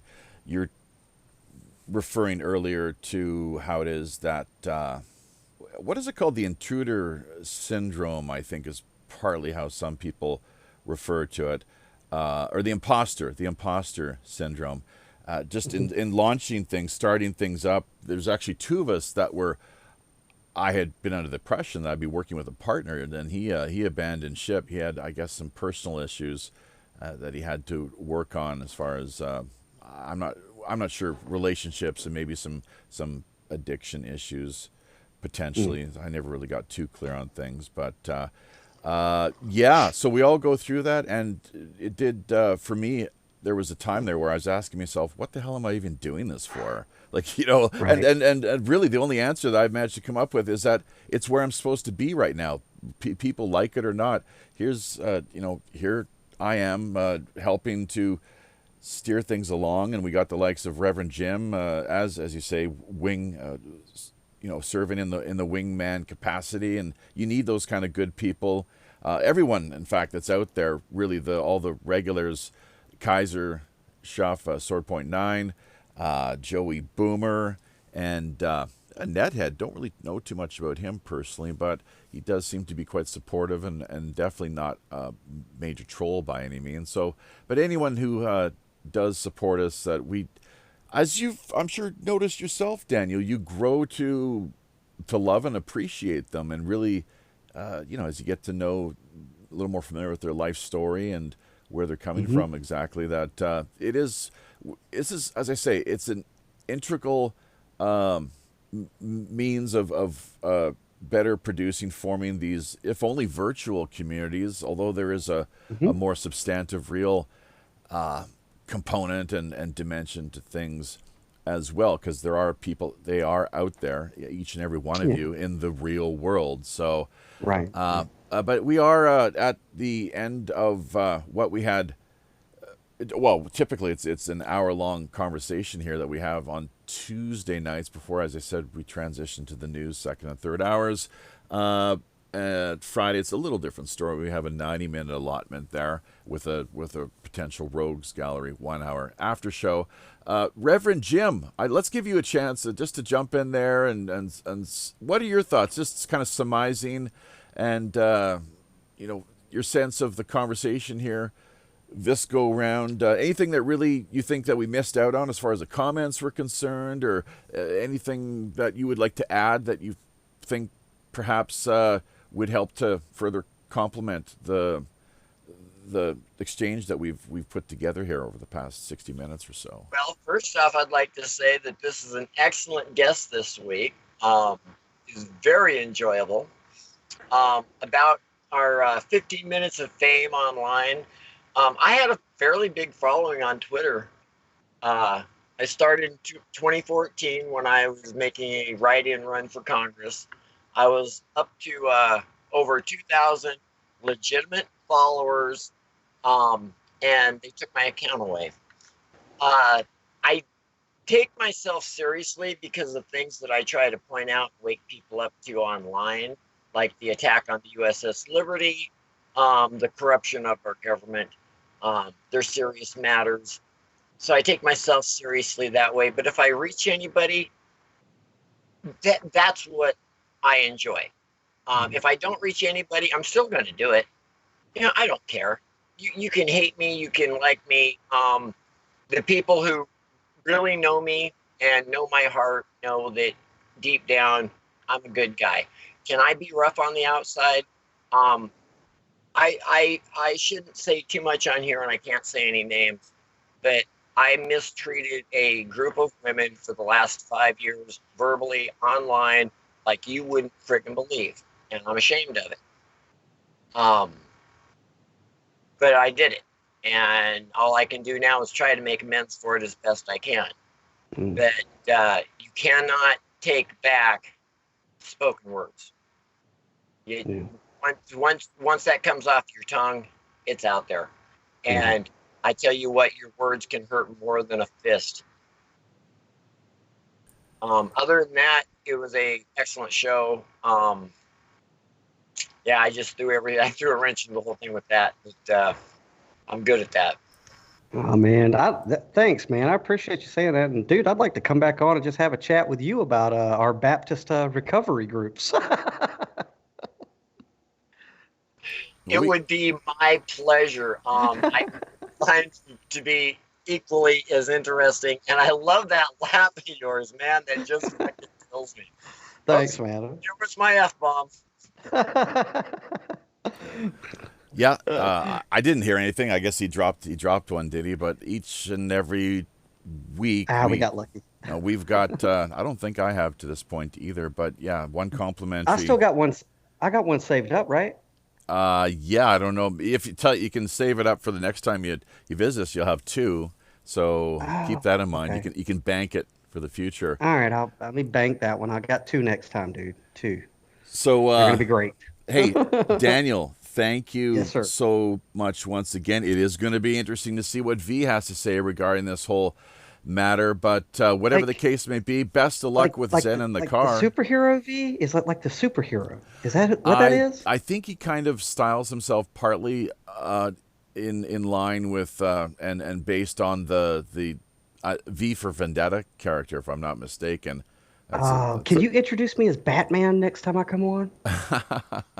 I'm Batman. If you want, man. That's if you want. So, yeah. Yeah, because it's original. Yeah, we could do that. So, but no, thank you for your candidacy, forthrightness, and just trying to essentially do what you can to clear things up. And best of luck once again with Zen in the car. So just briefly, because we didn't hit on it, but did you actually were a guest on Coast to Coast with George Norrie? Did you ever make it to InfoWars with Alex Jones or not? Nah, InfoWars didn't happen. Coast to Coast did, but that was my milestone. As a matter of fact, like the whole my plan for a year was to do a media blitz, and doing the around the country thing was like my last run around the baseball field, and it was supposed to end with Coast to Coast, and that's when I took my official public relations director. That was the plan, was do Coast to Coast, because dude, I'm a writer. I got other stuff to say, and I've been singing Cannasense a song, and don't get me wrong, I love Cannasense, and I'm always going to promote Cannasense, but I also have a lot of other stuff to say. And when I had the hat of public relations guy for Cannasense, I was gagged, and I understand that, and I signed up for that. But yeah, it ended with Coast to Coast, and that was a milestone of my life. It was fantastic. It was because my dad introduced me to Coast back when Art Bell was the host when I was younger, and that kind of set me on my path. So, and everybody knows my story about my parents and everything. So to go on Coast to Coast was like me tipping my hat to my dad. Like, Dad, this was the course that you set me on, and I landed back on home on Coast to Coast, and I gave a message true from my heart, that hopefully and did help a lot of people out there. Me being able to present the Cannasense model on Coast to Coast resulted in a wave, a tsunami of people across this country who are suffering because they can't get a hold of medical cannabis. And to be on the front lines with Dave DePuma and Neil, doing patient intake and trying to do some Mission Impossible stuff to figure out some of these people, because there were a lot of them that were senior citizens that didn't have the tech, and we managed to make it through, and it was very exhausting, very, very, very heart-wrenching, but very rewarding. And so it changed my life. It was great. And George Norrie was great. He was very professional, asked very poignant questions. But to tell you the truth, Jaffe, the minute that I went on there and he introduced me, I remember the first thing I said, and then the rest was a blur because I was on such a high, you know what I mean? Like, I'm on Coast to Coast. You have that thought. It's like, you're representing something that's really passionately important to you, which is this medical cannabis collective. And so, yeah, it was great. It was great. It was a milestone of my life. We have been speaking this week with author, podcaster, and promoter of Cannasense marijuana, CBD type related products, Daniel Lewis Crumpton. Since his professional debut in 2012, he has written extensively in the areas of philosophy, spirituality, alternative history, and politics. Known for his iconoclastic style, he's previously appeared on Ground Zero with Clyde Lewis, Lighting the Void with Joe Rupi, The Ocelli Effect, The Vinnie Eastwood Show, and Coast to Coast with George Norrie. He can most easily be found at downloadedcontent.com. Cannasense.com is another website people can drop by and see what they can find there as far as information and contacts are concerned. Then Came the Flood is another project of his, a book that he wrote a number of years ago, which people can purchase via Amazon and presumably his homepage, downloadedcontent.com. Is there anything we missed out on, Daniel? Yeah, I mean, I'm sorry Sabrina couldn't be on. We had some tech issues, but maybe as we get closer to relaunch, we could reschedule something. But yeah, zenonthecar.com. We're looking at a 2020 release. You guys can always find me at downloadedcontent.com. It's a little bit edgier, so if you don't like the F word and you don't like controversy, don't go there. But if you're cool, you can find me there. I am a caregiver for the Cannasense Collective. If you go to downloadedcontent.com, there's actually a dedicated page there. There's a live chat feature. So if you're listening and you're in need of medical cannabis, you can go to downloadedcontent.com, click on the live chat feature, talk to a live caregiver that's a part of my particular team within Cannasense, and we'll walk you through the program. We'll get you into the collective. We'll get you your medicine and get your life on the right track. I do encourage people to go to cannasense.com. There's also a live chat feature there. All the education that you need is there, what we're all about.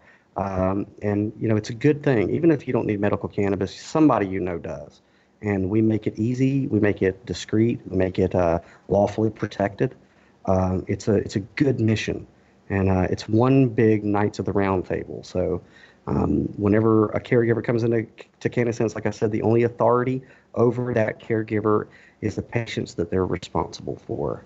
There's no totalitarian cabal that can boot you out. So it's a good mission. So cannasense.com. You guys can find me at downloadedcontent.com. Please don't be a snowflake. And me and Sabrina will be relaunching zenonthecar.com closer to 2020, running everything through the Ocelli network from ocelli.com. Good friend, honest guy in media. You need to have him on your show as soon as possible. And we're all going to be working together to, stir it up. Whether Cannasense or some other CBD type product provider, we would like to, one way or another, have a second and third hour sponsor join us. We've got, of course, Red Dragon Herbs and Teas on board at the moment, which is really great, but it's definitely food for thought, Daniel, that maybe, I know you share a lot of your links over in our Facebook group, and we'll see if maybe we can do something over the coming weeks and months in the lead up to the new year. I would love to sponsor you and Reverend Jim into the collective. It'd be great. Well, yeah, and we could put an ad together, of course, and have a little bit of a promotional blurb that we would run every news event, of course, every week, every time we put the news show together. So we'll talk more about this behind the scenes at some future point, of course, work everything out. And one more time for that phone number, if V, who is going to be appearing with us here this next week, same time, same place as where you have that, if he wants to call into your show, just what is the phone number one more time? It's a 1-800 number. Oh, anybody out there who's looking to get into the Cannasense Collective, you can call 1-833-633-4208. Now, if you're wanting to come into the collective, just hit 1 for patient support. somebody with a great bit of knowledge will assist you in, coming into the collective. If you want to find out if I'm still with Cannasense, you can dial my extension, which is 663. And Daniel Lewis Crumpton will answer the extension. So Daniel Lewis Crumpton is still with Cannasense so, yeah. I just thought it was funny when I got the message that I was out because I was like, I didn't get the memo. Yeah, and we're working on better getting to the bottom of things, getting a clearer picture of what's actually going on. So, we are investigative journalists. I do myself have a little bit of journalism in my background. So this is a story which is not only do I myself find interesting, but I think probably a few of our listeners do as well. So whatever the case. I'll tell you what I'm doing. I'm bringing people into my home. I'm sitting them in front of a computer, getting them to a doctor in California via telemedicine, and then I'm helping them get into the collective and get their medicine. So that's what I'm doing. I'll be doing that tomorrow. I'll be doing that the day after. I've been doing it for a few years now. So everybody listening has the opportunity to do that. And let me tell you, it's rewarding work. So, I don't know about all that, about Sesame Street or Aquaman. Daniel, Yes, sir. do you happen to have a Minds page?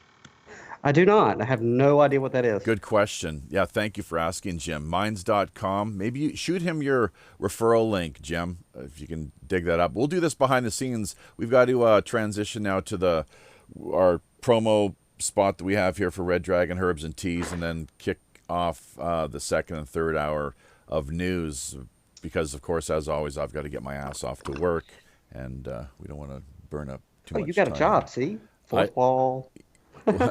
I got. I'm sorry. I could I make that out? I said you got a job. Fourth wall.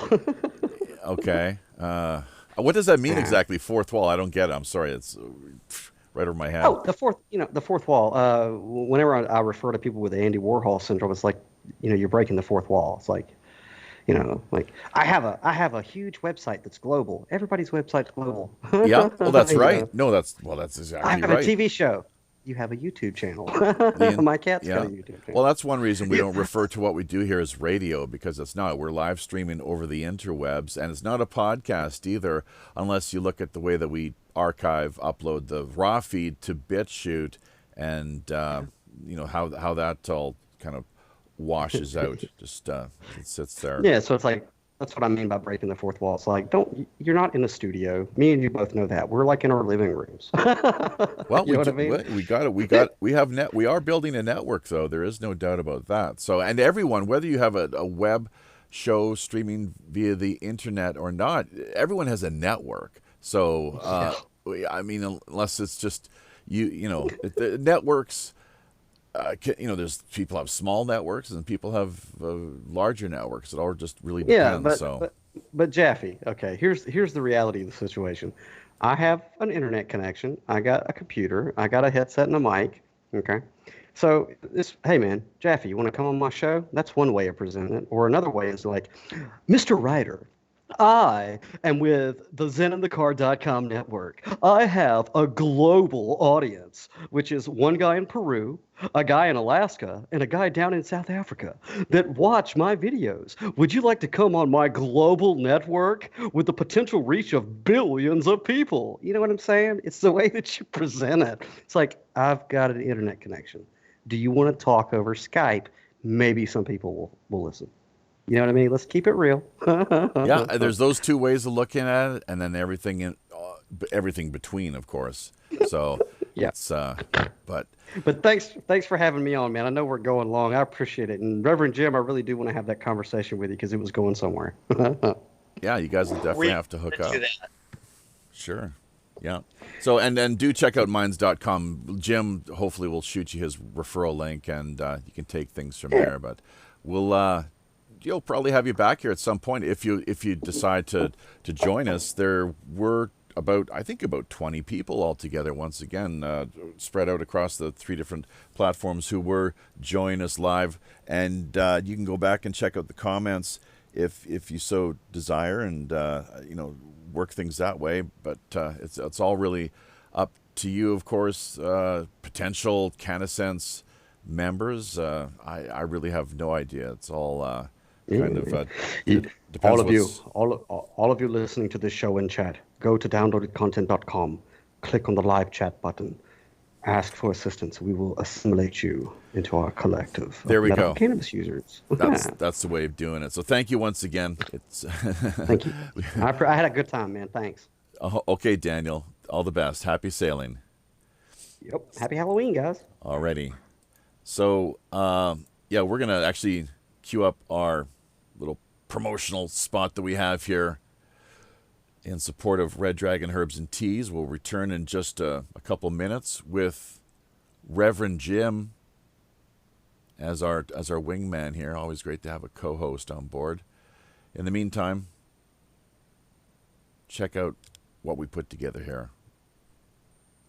Red Dragon Herbs and Teas, definitely product worth looking into. And if you want to support the show, this is definitely one way of doing it. Buying their great family-run business product. Health is really what it's all about, and wellness. Red Dragon Herbs and Teas.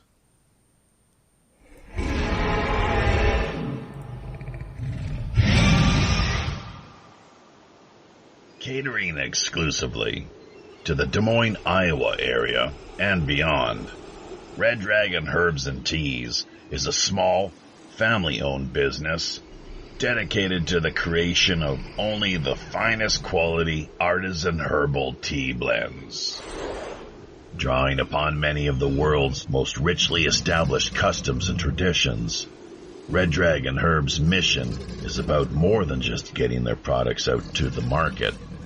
They also strive to help educate their customers on the wider benefits, history, and folklore of all their plants.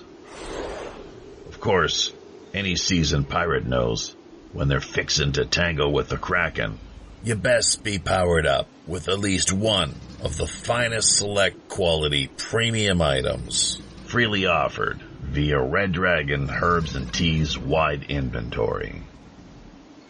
Choosing from any of their caffeine-free, headache relief, or rest and relaxation blends, history has proven their products among the best sources of scurvy prevention and vitamin supplementation.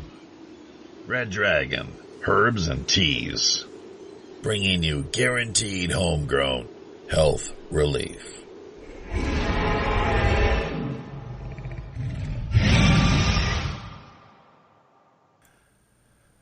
Red Dragon Herbs and Teas, bringing you guaranteed homegrown health relief.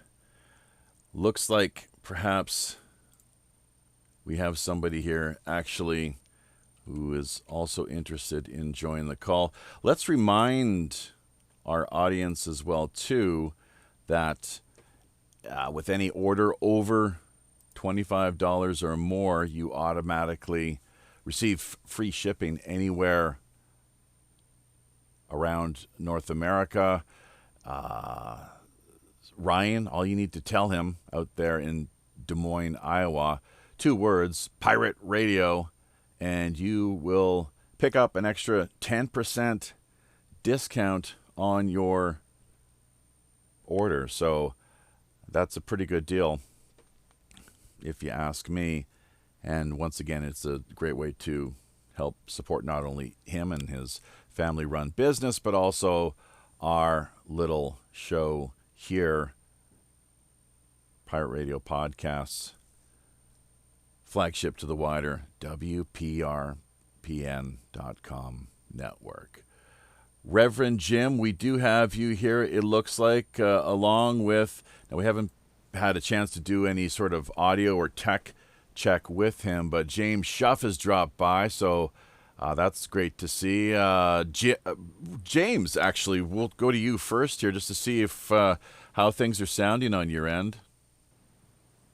Sounds perfect. How you sound?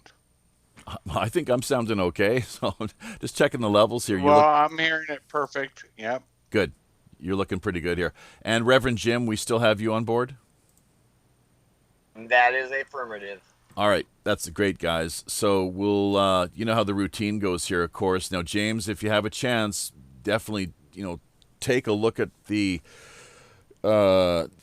it's not an RTF file. It is a Word file. It might be formatted for Linux, and you might have difficulty opening it. I'm not sure if Jim has managed to get it open or not, but give it a shot. See if it works out for you. Otherwise, all we can recommend is just follow our lead here, and basically, you know how it goes. We'll let you know if we think we'll turn our sights to you and let it be made quite clear if we want to have you jump in there or not, and it's the best way of doing things. It's a no-go on my end. The only thing I wanted to say to make sure everybody knew, I did an awesome show with Vinny from Brooklyn, and YouTube instantly put it to private. So I'm downloading it to YouTube, or not YouTube. BitChute. Sure. Yep. Yeah. And they've done that with several. The Fredo, well, we know where this issue is coming from, but it's kind of funny how all these issues just developed. Huh. So I'm not too sure on the particulars, but that's something worth taking note of. YouTube, they just actually, well, I agreed to participate in a survey. It's the first chance I've ever had, really, to do that sort of thing, and I made it quite clear that we were quite rather dissatisfied with their service, unfortunately, and that we felt they were not treating content producers very well, and that they're too heavy-handed with the censorship and cracking down, shutting down, kicking people offline. Of course, just Red Ice Creations. That was one of the stories that we were going to address here. This go-around, of course, show segment number 73 of World Pirate Radio News. That Red Ice Creations got kicked. Their main channel with over 300,000 subscribers, gone, completely gone. You know, and then it's just it's ridiculous.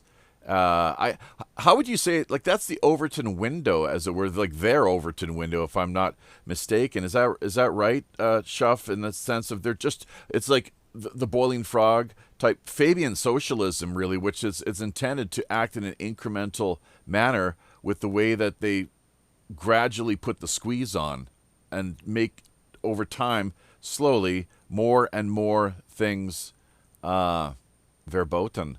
So what is it? How does the old expression go? Everything that isn't illegal is forbidden? Something like that. You know, that kind of deal. Go ahead. That's exactly what they've done, brother. It's hilarious because it's not just social justice warriors on the left. You also have them on the right. This whole dynamic has changed because of this election. And, but, you know, we're in that season, and that's the reason for this. It was funny because Steven Crowder earlier said, hey, download this podcast because it'll probably be pulled down. He has the evidence and the facts, and people need to go there. And I'm going to do a show tomorrow on it. I'll put it on BitChute because I'm sure YouTube will pull it down. Vinny from Brooklyn and I basically were talking about what you're saying, except we explored Epstein, and you know my bailiwick on what I'm a specialist at, on how there are connections to Adnan Khashoggi, which encompasses a program we did earlier with his nephew, Khashoggi, who was dismembered, and other shows that I've done and we've talked about. So it's interesting how everything old is new, but it's not new. It's still old, folks. You're being played the game.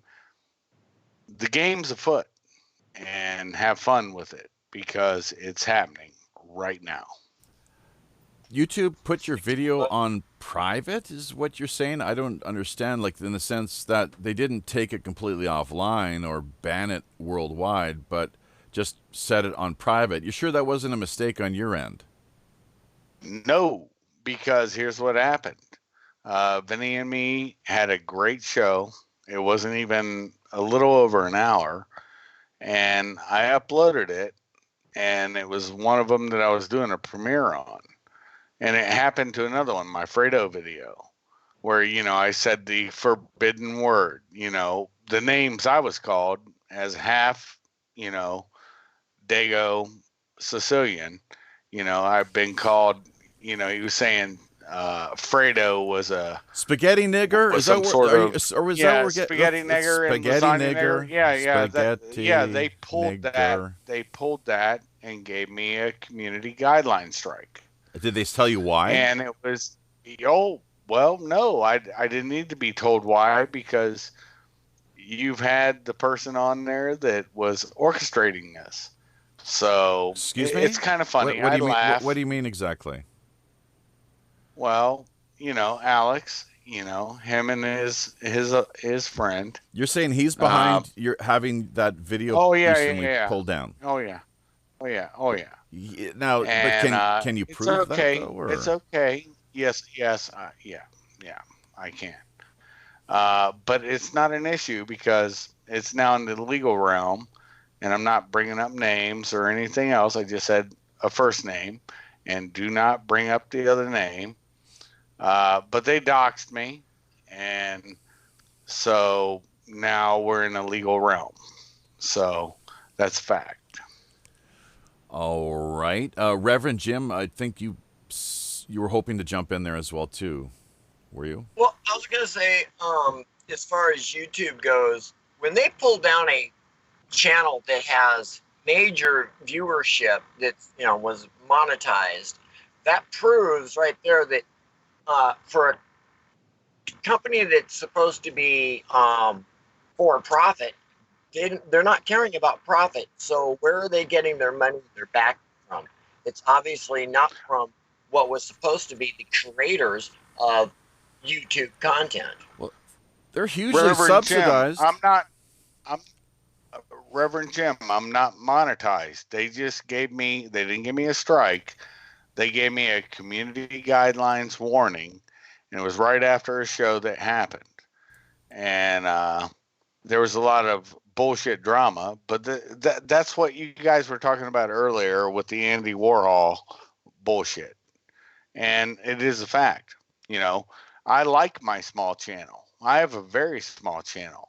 Unfortunately, I got involved with somebody that was not an honest broker, and they wanted to play a game. And that's how this role works, man. I get this. And anyways, I'm not going to explain myself because nobody deserves that explanation on either end. Jaffe knows all about me. So does Vinny. Everybody knows me.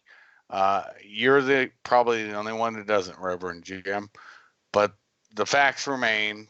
I don't hide anything from anybody. I'm an honest broker, and that's all I'll say. Jim, were you not trying to emphasize or address more the issue of how YouTube is monetized, and that what I was going to kind of get out there is draw to people's attention in case nobody's acknowledging this or thinking or understanding that there's a lot of money that comes via Washington's federal coffers, that YouTube is heavily subsidized, I guess, is one way of looking at it. They have the millions, I think even to the point of billions of dollars from Washington being poured into Silicon Valley. Jim, do you not know about that? Or, well, you probably do, but secondly, was that not what you were getting at, or was more what Kaiser was trying to say? That you were... No, that's exactly what I was getting at. I'm not talking about the small private channels that aren't monetized like mine. I never monetized mine. I don't care. I didn't really want ads on it anyway. But YouTube gets their money by the advertisements that the advertisers would stick onto the content creators, the you in YouTube, on their channels. And when they just delete a channel with 30,000, 100,000, 300,000 people, and don't care that they're going to lose all that money, when you consider YouTube takes 30% of any donation, like a super chat that comes through, 30% off the top of that goes to YouTube, not to the person that the subscriber intended it to. And they just go ahead and delete a 300,000 follower channel. That proves they don't care about money. They're getting money from someplace else. Right. Who's that? Exactly. Yeah, that's right. And that there is a higher agenda in place, clearly, philosophically, that we've seen it time and again here coming out, the Veritas videos, the investigative reports that O'Keefe has conducted, and other places too, where there's Google they're not they're being caught red-handed. They don't admit this when they're dragged up in front of Congress. Of course, they prefer more to kind of pussyfoot their way around. Can I say that word, pussyfoot? Anyways, they tend more to just speak in euphemisms, I suppose, is one way of looking at it. But yeah, amazing amount, just a ridiculous, mind-boggling amount of money, supposedly, that is being funneled directly into Silicon Valley from out of Washington, D.C., and that's your tax dollars, people. That is what we're seeing there. So you can say pussyfoot just like you can say a chink in the armor. Pussy whipped? How does that work? Okay. Pussy whipped too. Yeah, that'd be fine. But we were talking on that level, and the first subject you brought up does dovetail with it. Vinny from Brooklyn and I, because of personal experience, and I will get it up in BitChute, and that show will go up. I'm not going to let YouTube do what they did, because here's what happened. Once I posted Fredo, you know that video. Frodo Como. Yep. And I outed Fredo on this. Here's the problem that happened. They put it to private, and once I put it back to public, instantly I got hit with a community guideline strike. And anyways, it may be coincidence, but I don't believe in coincidence. So anyways, this is the way this works. It will go up in the BitChute on my channel there. I brought out Les Wexner's involvement with Epstein. I also brought up the involvement with Adnan Khashoggi, and also his nephew, who was the reporter who got cut up into pieces. And there's a link also with what happened in Vegas. But like I said, you'll see it on BitChute, because I'm not going to take it out of private. I'm going to delete it, but it's going straight to BitChute, because BitChute won't do the same thing.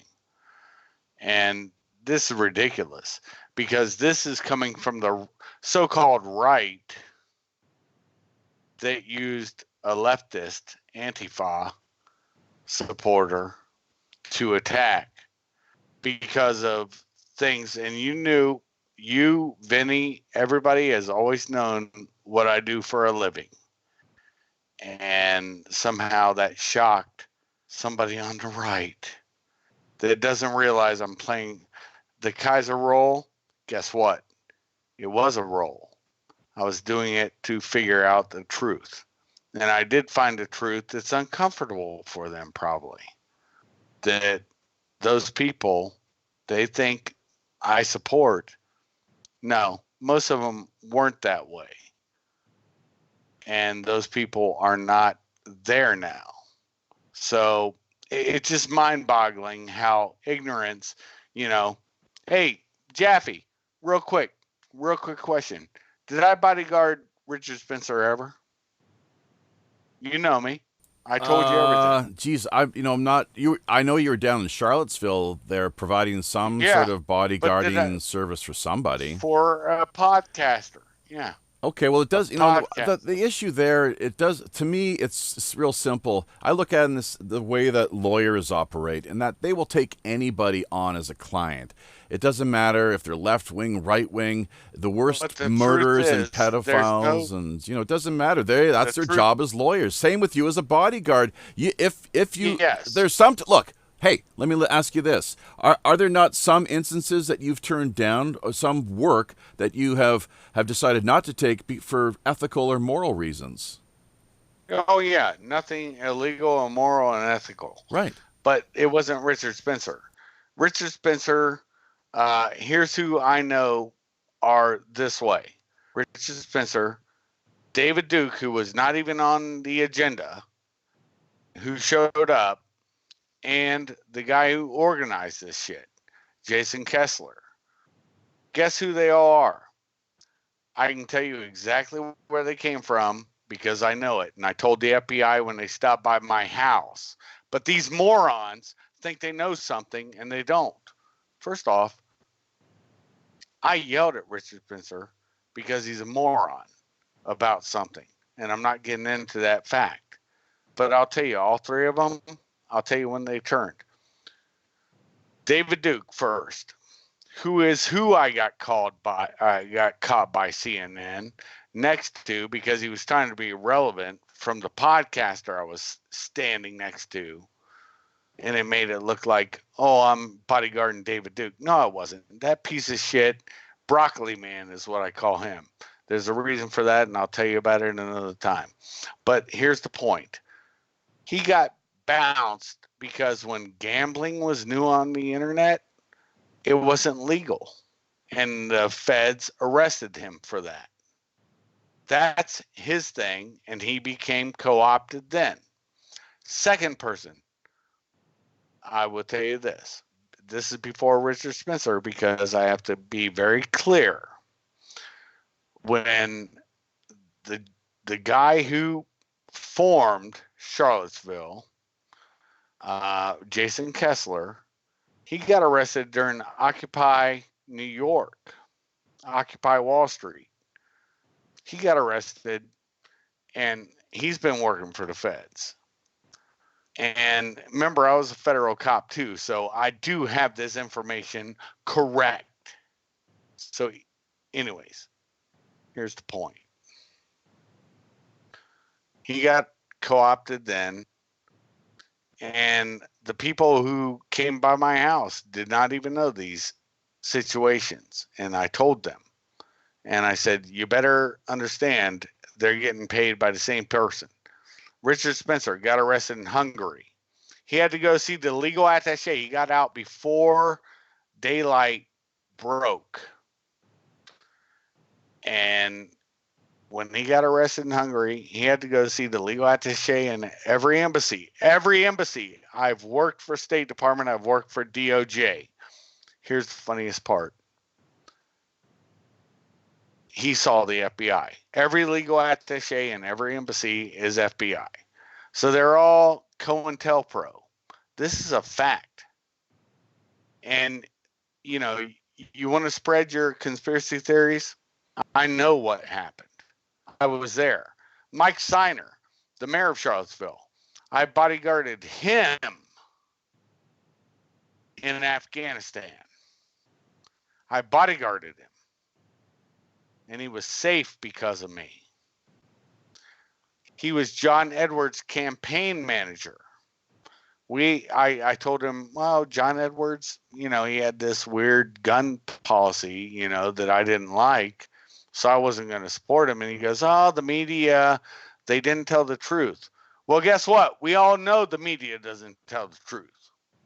So just to put this shit to ground, when the FBI visited me and I had a good chat with them, and I still got my clearance and able to fly, I'm not a terrorist, you know, people need to realize certain things, but they don't want to.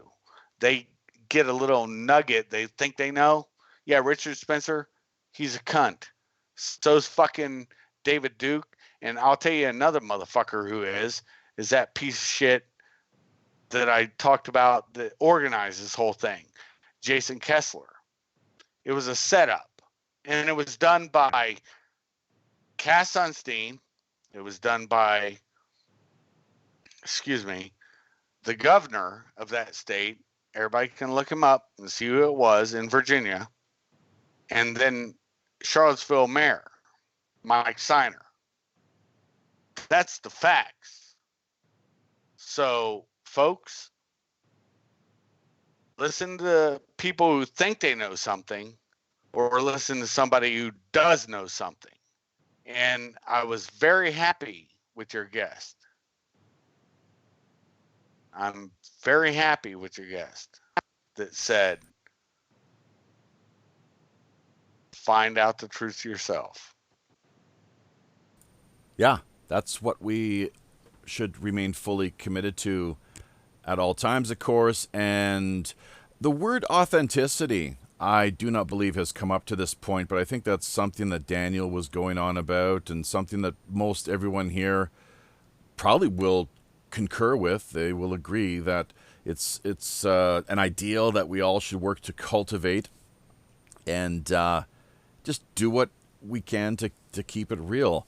The person, it's kind of problematic, thank you so much, Shuff, for what you laid out there. Just a little bit of this latest drama. We got into some similar territory earlier with Daniel, which is always a challenge to navigate, of course, when you have different sides to the story that you're hearing, and to try to make sense of it all, because how the hell do we know if we weren't even there, for starters? So all we can do is rely on the testimony of people who saw things from the ground level, and they're the foot soldiers, essentially, or just people, citizens who witnessed certain events and have recorded them in whatever fashion, and or have a version of how everything played out. So you can hear you're quite passionate, of course, fired up over this whole thing. And the name that did come up earlier was, I believe, the guest that we had on. He was it last week or the week before? Things, I tell you, the schedule gets a little blurred and clouded here at times. But I know Alex did drop by at some point not too long ago during one of our news streams, and it became an issue, of course, of what the allegations that he and I guess his colleague, Sergeant, what is his handle again? Sergeant Rock? No, it's not it. So his colleague, the tank guy, I guess. We don't want to pump either of them up, because they are what he said. They're looking for clickbait. Yeah. And that's why I haven't acknowledged it. I did it tonight, just set the record straight. Now, you've known me a long time. You also know I'm not a Nazi. I'm not a racist. I'm not a fascist. I did set up a certain account to bow weevil in, because I was doing an investigation while I bow weevilled into it. And here's the thing. You knew this back in the day. Yeah. Well, and Kaiser, if you listen to the conversation that I had with Alex, that I brought that up on several occasions throughout the course of things, and he chose mostly just to ignore what was being presented to him, that information, in that you have been known from time to time in the past to work in a somewhat covert capacity, shall we say, or that appearances do not always match reality. And it's something that it seemed like he was not, from what I can recall, all that receptive to, and acknowledging the fact that appearances, once again, do not always necessarily accurately reflect the deeper reality. So, hey, listen. And he lied to you. He lied to you when he said he interviewed me. He's never interviewed me. Well, they did, didn't they? No.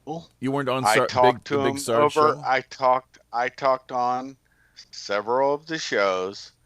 Just being a normal dude. Right. And it was not a big issue, but not with him. He never asked me no damn questions. He didn't interview me. He lied to you. And he lied to you again when he said, I bodyguarded Richard Spencer. Go back and look at the Charlottesville show. You'll see me. Yeah. You'll see me. I'm going to tell everybody on this page where you'll see me. Because I'm not ashamed, and I've already been investigated over this shit, because they knew what I was doing actually afterwards. This is how the government doesn't talk to each other. And I'll tell you why. This really aggravates me that I have to deal with this again. I had to get a clearance again, and it was not a problem. I got that clearance. And I also was able to fly out. Now, a terrorist can't fly out to any other countries. And you've seen on my page that I fly numerous times to places that I work at. Here's the funny problem. My buddy was going through a divorce. I had to get my fingerprints done somewhere. And the woman asked me, where was I going? It could have been Africa, it could have been Afghanistan, or it could have been Iraq. I made up something. I said, oh, Afghanistan. The last thing they said, well, be careful in Afghanistan. I knew exactly who told them. And I knew that it was because the guy who was going through this divorce, myself, my wife, and my son, funded him to be able to get a lawyer for this divorce. And she's the one who made this thing go this way. And she knew the truth, by the way. So everybody who thinks they know something, and guess what? It was David Duke. Just type in David Duke, CNN. You'll see me right next to him. And guess what? You'll see it at a lower angle. It's not showing who I was bodyguarding. The actual person I was bodyguarding, the actual person, it shows me next to David Duke. And I didn't give a shit about him. That motherfucker got maced. And, oh, well, I don't know what happened. He didn't leave with us. But I'll tell you this. It was ridiculous. But that's their narrative until they found out the truth. Yeah, Shuff, and that's the fact. Right. Shuff, let's try this another time. At some future date, we can have you more formally booked and ready to address these issues if you so desire. You know, you're always welcome here, of course, and it's a pretty open forum. And the way that we have things formatted at the moment, it's 1 hour for the feature, cool. The guests that we'd have drop by, and then the last couple hours it's news. So we'll see if maybe we can hit on some of the issues that you've brought up here to this point with your personal particular story as things go on. But we have less. We only have about an hour and a half left here, and I've got to be heading out of the house, and we've yet to really dive into the news of the week. I don't think I think you said you weren't planning on really sticking around necessarily. So I'm not sure. You can. You're welcome to. I'll be here. All right. Well, yeah, I'll be here. Keep you muted for now, and we've got to once again thank you for your input. And I would just say, just in closing, a final point to things or way of looking at it all, that if in stating that whoever Shuff was bodyguarding at Charlottesville back, I guess it was like a couple of years ago now, that anytime that we come out and state things definitively as if we really know, we really need to be careful, because that it's a problem, obviously, in that when you make false allegations against anyone, there's bound to be trouble. There's bound to be problems. People are going to, usually they're going to want to defend themselves in some manner, and rightfully so, if it becomes part of public record. So, and as far as him stating that he interviewed Shuff, that maybe like a slip of the tongue or overly stating the reality that I guess it was Sergeant Big Sarge, I guess as he's known over there. I'd like to actually check the conversation out if it's archived anywhere. I'd maybe talk to Alex. That'd be a way of getting a hold of that talk, of course. So, but in the meantime, talk about some major drama taking place here. As with what we saw, if people want to check out, we did not give it a direct plug, but Evolution or Revolution, I believe, is what you'll see there over on Daniel, his YouTube channel, Zen in the Car.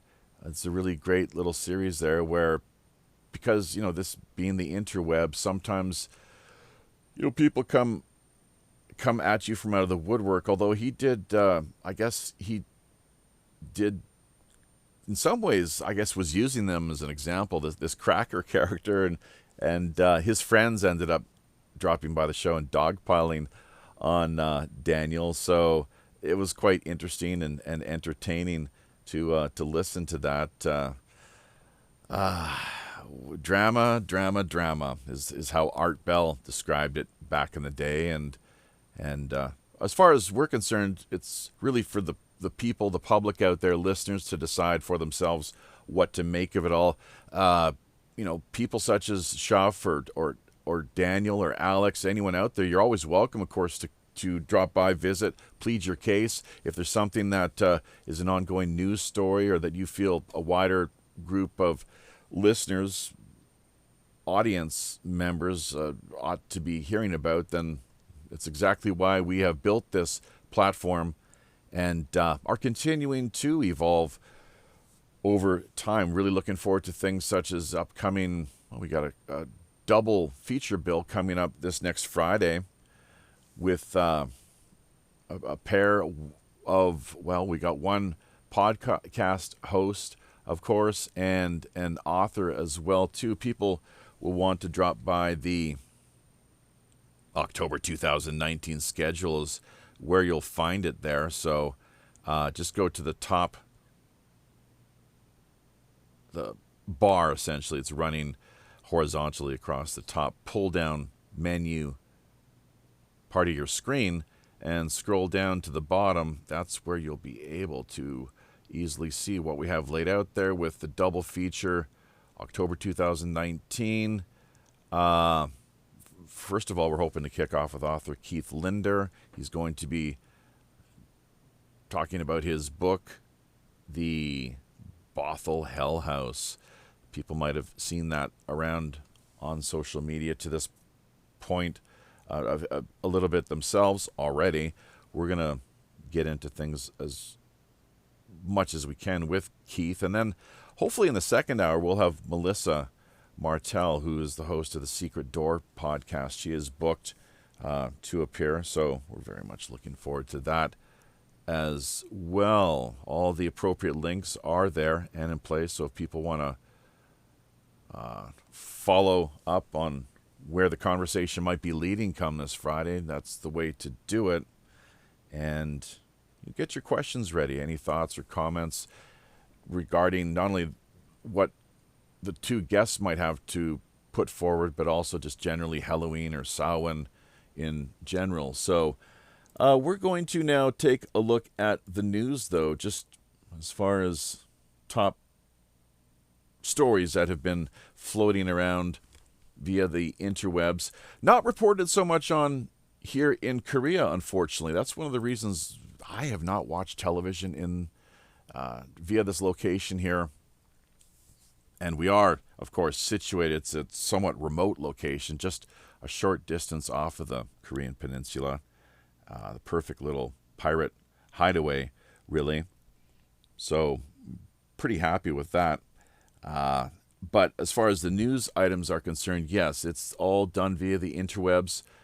Daniel had made the comment earlier. I was going to kind of set him straight on things, just to clarify that we all use smartphones. No, we don't all use smartphones. I certainly don't. I pick and choose the technology I choose to want to engage in, and this works for me. Of course, it's my one way of reaching out and connecting with friends, foes, and sometimes and fellow pirate mateys from around the world, twice a week. Once, of course, the Tuesday news event, and Friday the feature show, always the same time, pretty much 8 p.m. Pacific Standard Time, 11 the East Coast. Tuesday and Friday nights, it's Wednesdays and Saturdays, 12 p.m. noon, here in the Tokyo and Seoul time zones. That'll be changing to 1 p.m. in the afternoon. If people are curious or wondering, that'll be taking place here just in the next couple of weeks, as a matter of fact. Sometime, it's either the first or second week of November. Hello, and a big yes, annyeonghaseyo to Canada, Appa, living Korea. That, I believe, is Jack, of course, who we had on just quite recently. He was another one of our Tuesday evening, Wednesdays here in Korea guests, part of the news show. So by all means, people encouraged to drop by his channel, check that out. Living Korea is the project he's got on the go over there. Seraphic Transport, and there was somebody else here, I believe, as well, too. Let's not forget, we had our friend from Greece, Bikos_GR. We did not actually address, he comes in under a different alias here, I guess. Akis Evans is his name here. I think that's, pretty sure that's Bikos_GR over on Minds. Pretty decent character. Actually been in contact with him to some extent over on Minds for a number of different years. We share each other's content from time to time and lend mutual support. So really that's what it's all about. And definitely I was glad that Reverend Jim brought Minds up with Daniel, because so many people, once again, have not heard of the platform that is in place that in so many ways is pro-free speech and has many other great things to offer as well. They've got some issues, and there's definitely room for criticism. In fact, I recently uploaded a video doing exactly that, and I could work on tracking the link down here, maybe on the fly, if that's at all possible, and share it here and have it available so people can check this out and lend their thoughts. Hang on just a second, Jim. We got to get you off of mute there. So go ahead. I can tell you a few stories right now about Minds. It's not. I know it's not happening to every page because I'm admin, or I sign on as somebody else on their page for them, and they don't have the problem. But on my page, like if I go to one of the music groups, I'm getting 5 to 6 videos start up at the same time, and I have to scroll down sometimes past 20 posts to find which video is playing, and then you have to right click on the video, get it to show the controls to turn the damn video off, and I have to do this video after video trying to find which one's playing. And it's not the YouTube videos that are doing it, it's the Minds embedded videos. But speaking of Minds, I also wanted to give a shout out to Whistling Britches. He's a good supporter, and he's also a supporter of the USS Liberty. So Ron Curtis, yeah, definitely. Is I think the name that he goes by over on Facebook, and you betcha, I totally concur. I don't know who this character is exactly, but he most certainly has been another one of these supportive, great, really amazing characters over on Minds, as with Bikos_GR, our friend from Greece there, who goes by the moniker of Akis Evans here over on YouTube. So, Jim, was there anything more you wanted to add to that before we turn our sights back to the news? no, other than that, Minds is really good. They're working on the problem, and maybe someone's just out to get me. I don't know, or maybe I'm just paranoid. Yeah, that's something that I haven't come across all that often, as a matter of fact, hardly ever. The main issue that I've got is when you do a keyword search, because I've been keeping a pretty close watch on the evolution of groups, and things like America, Canada, Asia, type those in. The main groups that, like the legacy groups that have been around for ages, which in some instances have got, a couple hundred people in some instances.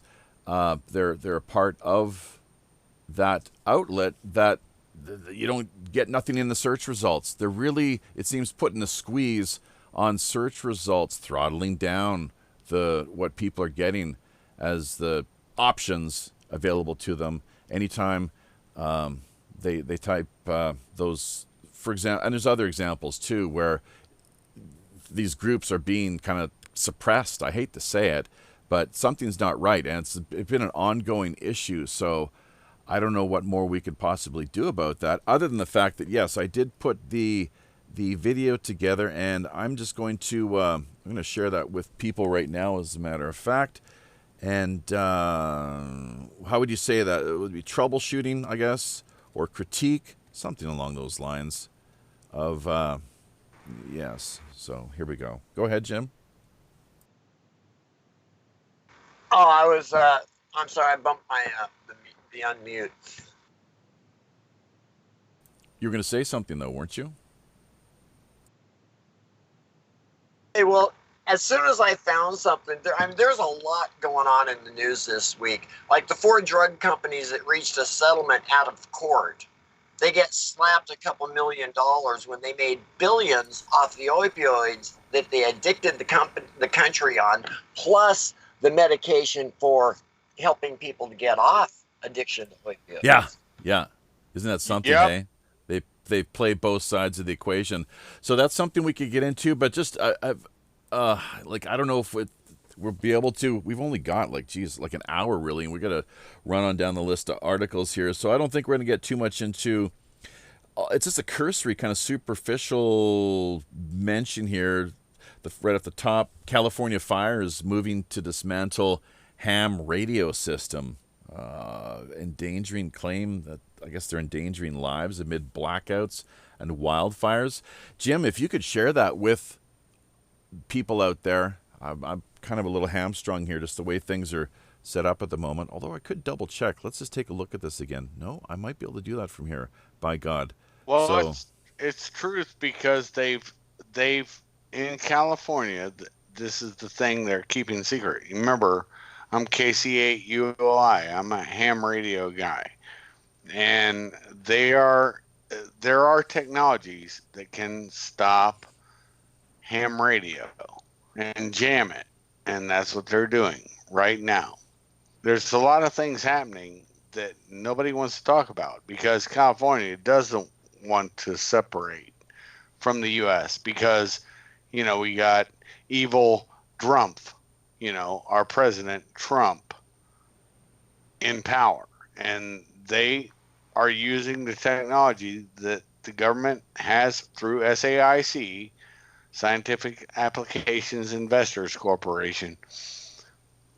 They have put this shit into fashion, and people need to realize it's being done with purpose. Well, there is another thing going on out in California. What they're actually shutting down is the ham operators have equipment in a state facility. It's a state building, but it's the ham operators' equipment, and they maintain it just like home ham operators. They maintain their own equipment. They maintain the equipment on the state's facility. But the state, rebroadcast system. Exactly. Right. And the state is going to no longer allow them to use their facility because, it's endangering.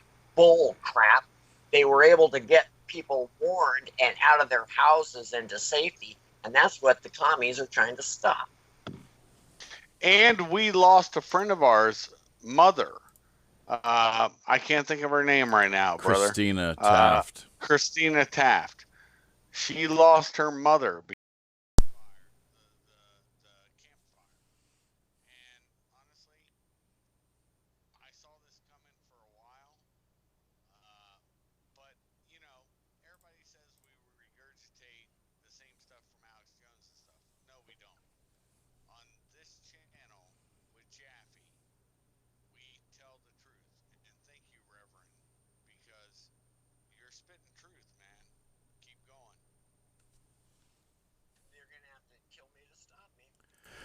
Okay, next up on the list of items here is an thing. Yeah, that is a big issue, and especially anytime you find efforts on the part of the state at any level to crack down on or suppress free and open communications of the people, that ought to be a major red flag. Speaking of red flags, that is one of the items that we had to address here. How, and let's not forget, the Joker movie has been pretty actually, don't know how many listeners out there have had the chance or interest in checking the movie out, but it has been certainly making a few waves.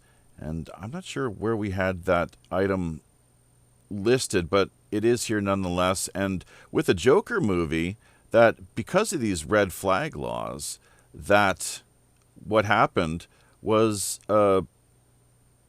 individual, here we go, red flag insanity. Man has his guns confiscated. Why? For posting Joker memes on Twitter.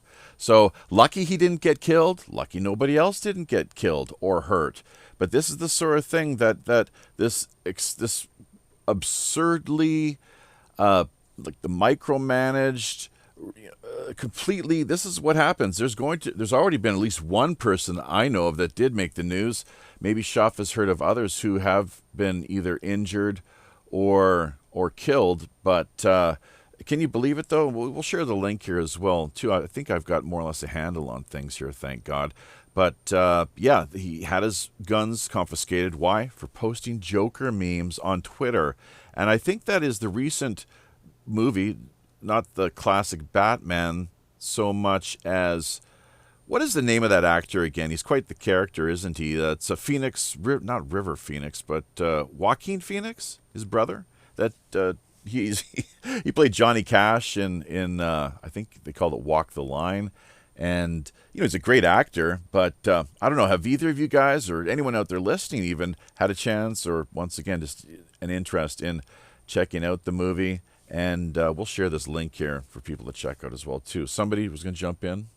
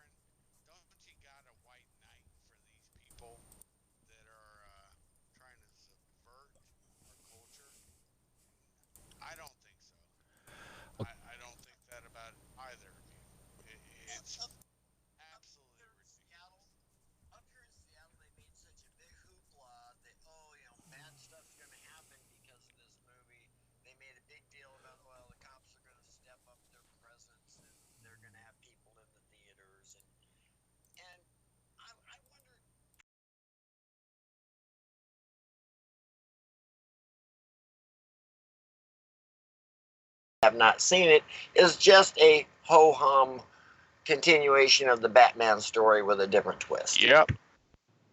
I think we lost your sound there for just a few moments, guys, but we did manage to pick up most of that there, I think. Thank God. So, yeah, just to retrace what you're saying there, Reverend Jim, because I think that's what ended up getting cut out, from what I can tell here. But just to revisit or just to surmise one more time, to be clear, so listeners will be able to hear you. A lot of the hoopla was to increase sales for the movie, because I honestly think a lot of in-theater movie participation has dropped. And hey, let's make a big, hoopla about some movie, and because the franchise is getting old, it's running its course, and to generate excitement for it, let's say something's going to happen and get people involved that way. Yeah, that's a big possibility. Yep. Kind of like Star Wars, which and Star Trek, I've given up on both. I haven't watched anything at all, hardly, like, that nothing since the original series, to tell you the God's honest truth. And that's probably, there's a few of us out there who it's a similar, we look at things in a similar light. So we'll see here. Maybe the millennials, of which I am not one, a little older than that, maybe the millennials will help to carry the franchise along. Personally, I think there's better things that people could do with their time and money than sit around watching, these science fiction movies all day. That there's probably there's a time for us to all get up, get out, and get a breath of fresh air as well too. Take a walk around the park or whatever the case may be. So, but yeah, we're gonna move on now, as we have to here, unfortunately. But yeah, I encourage everyone out there to check out what all the hoopla and fuss is about regarding the Joker, and going back once again to the red flag laws. That's the big issue for me here personally, philosophically. It's so misguided is my impression here. And even that, we didn't actually make a note of it here formally, but it's Representative Dan Crenshaw. He make for a great crew member, I guess, just from judging from appearances alone. But with his voting record and the way it seems, yeah. But if you look at the way that he's operating and the positions that he takes on these different policies, that it really seems it's not something I'd want myself to be getting behind. Very neocon. He's very neocon. Yeah. So that's a fact. Well, yeah, and that's just that's really something that we. We've the neocons have had their way now for the better part of almost 20 years in the Middle East, reshaping that region of the world to help bring about this end goal of a greater Israel. And we're seeing how things are going now. Yeah, nothing's changed. With Yemen, of course, a lot taking place over there. The influx, the supply of arms, with the role of ISIS and other, clearly terrorist organizations. And it's the old order out of chaos agenda, as far as I can tell. And I think the American people and just the people of the world by and large are quite tired of Washington's push to wage war wherever it can, really. And that's where I would definitely be more of a conservative. It's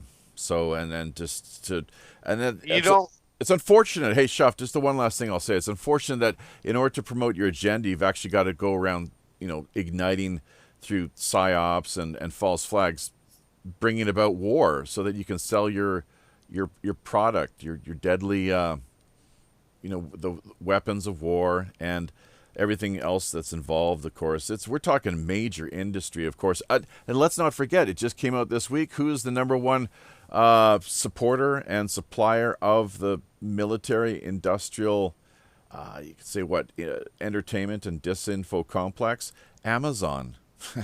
Did you guys pick up on that this week? Yeah, Jeff Bezos. Imagine that. Here's the point. You're not a supporter, and it's not a right-left thing. It's both sides. It's the prog-cons, and it's also the neocons, okay?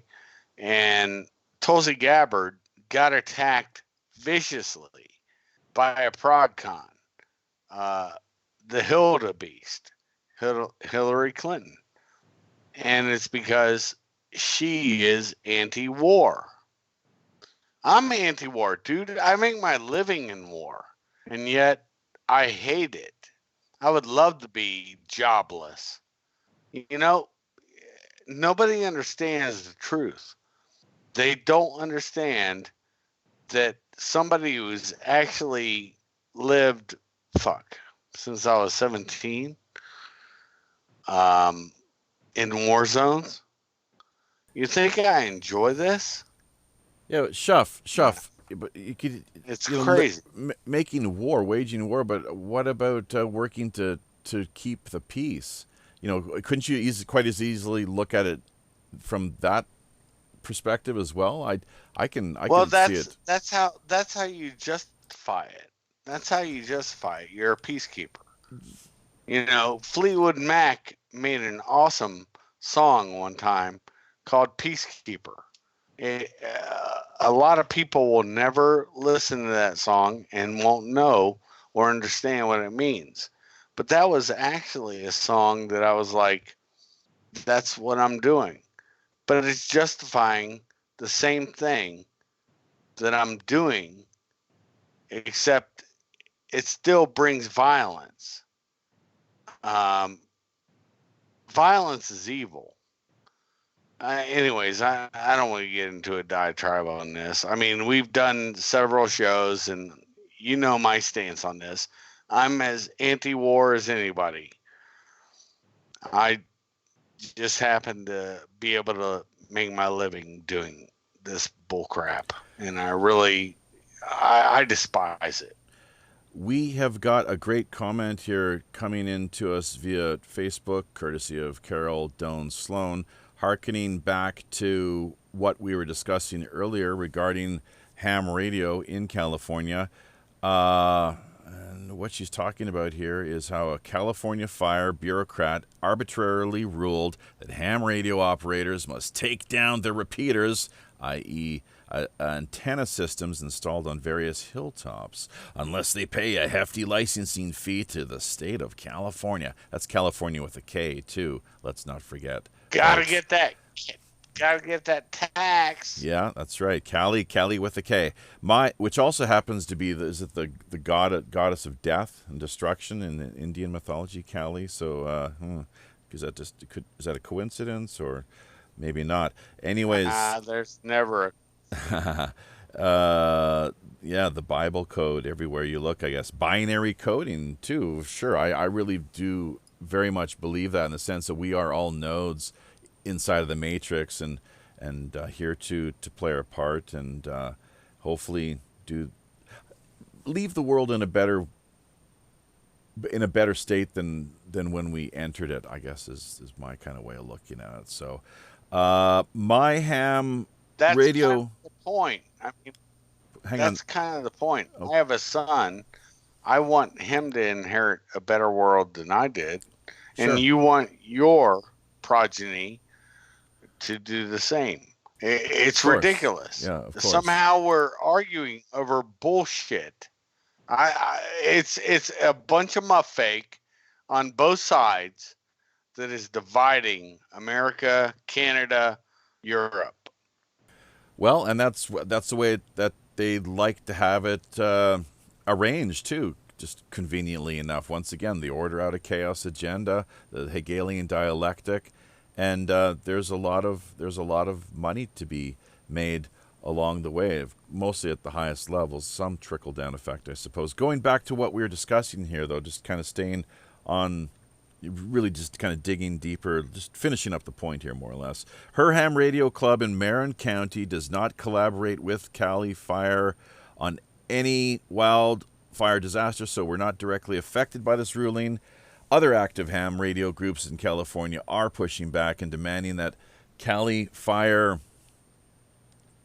and Governor Newsom rescind this unwarranted order, especially since ham radio operators pay for the cost of installing and maintaining these repeaters, and we are in the midst of this PG&E power shutdown.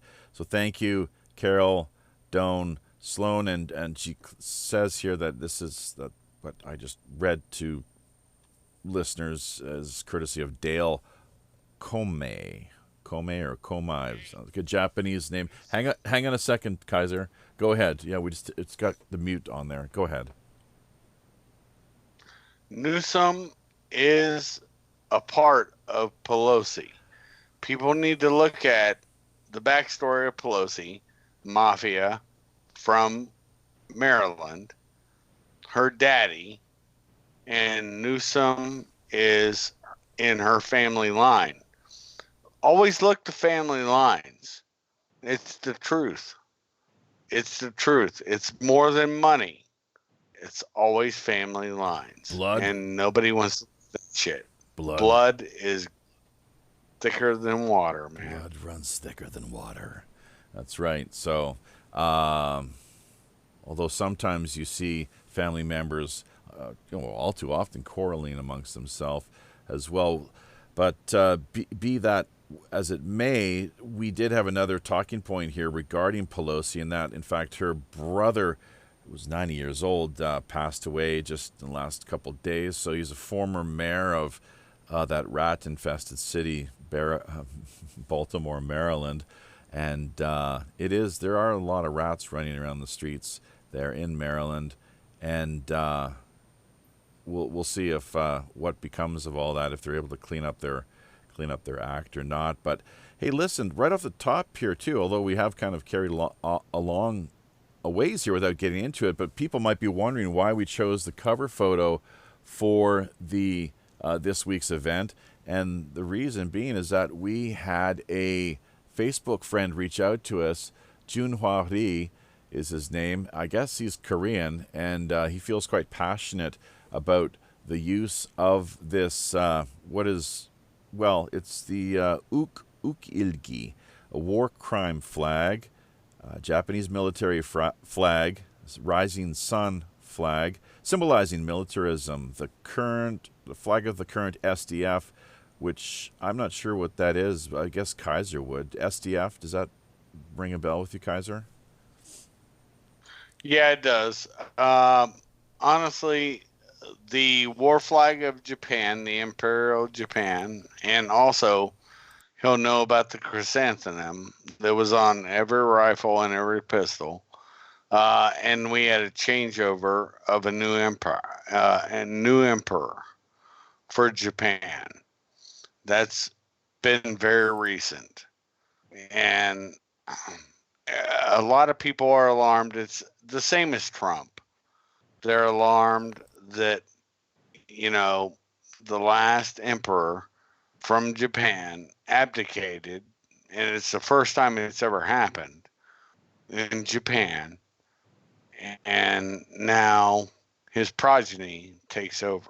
Gay son, but his according to some say he's a gay son, but who knows what sort of children he'll be able to produce. I guess you could have someone just brought into the picture on the sly and claim that it was yours. But the SDF in particular, I was wondering if you might have known what that was. Carrying along here rather, what was used in earnest in the 1870s when Japan strengthened its militarism.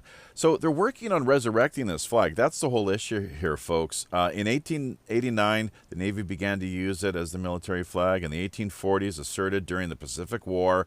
World War II vets will remember all this, of course. The Greater East India Co-Prosperity Sphere was called Great East Asia Flag. And really, we've added a couple pictures to the mix. I think it's flag2020.com. We'll see the images reappear here in the slideshow in just a few moments. But go ahead. In actual German, it was the Groß Ost Asian thing. Meaning great, be correct. Big or great. Great. Yeah. East Asian. Yeah. Yeah. And that was they selected them, the Japanese, as well as they did the Iranians. That's why Persia became Iran, as Iran means Aryan. And that was all Hitlerian shit. But I got to be a Nazi because I know this shit. So, it's all stupid shit. It's just, people can dive down this rabbit hole, figure it out yourself, but also temper it with some reality. If you think there's some grand conspiracy, there are some grand conspiracies. But guess what? You probably don't understand them, even if you think you do.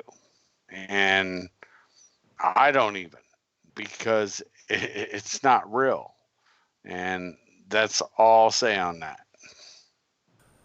All right. Well, yes. So that is the reason why we use that cover photo as the image and theme for the week, just to lend him and his cause a little more support. Of course, these days, Korea is very much embroiled in a...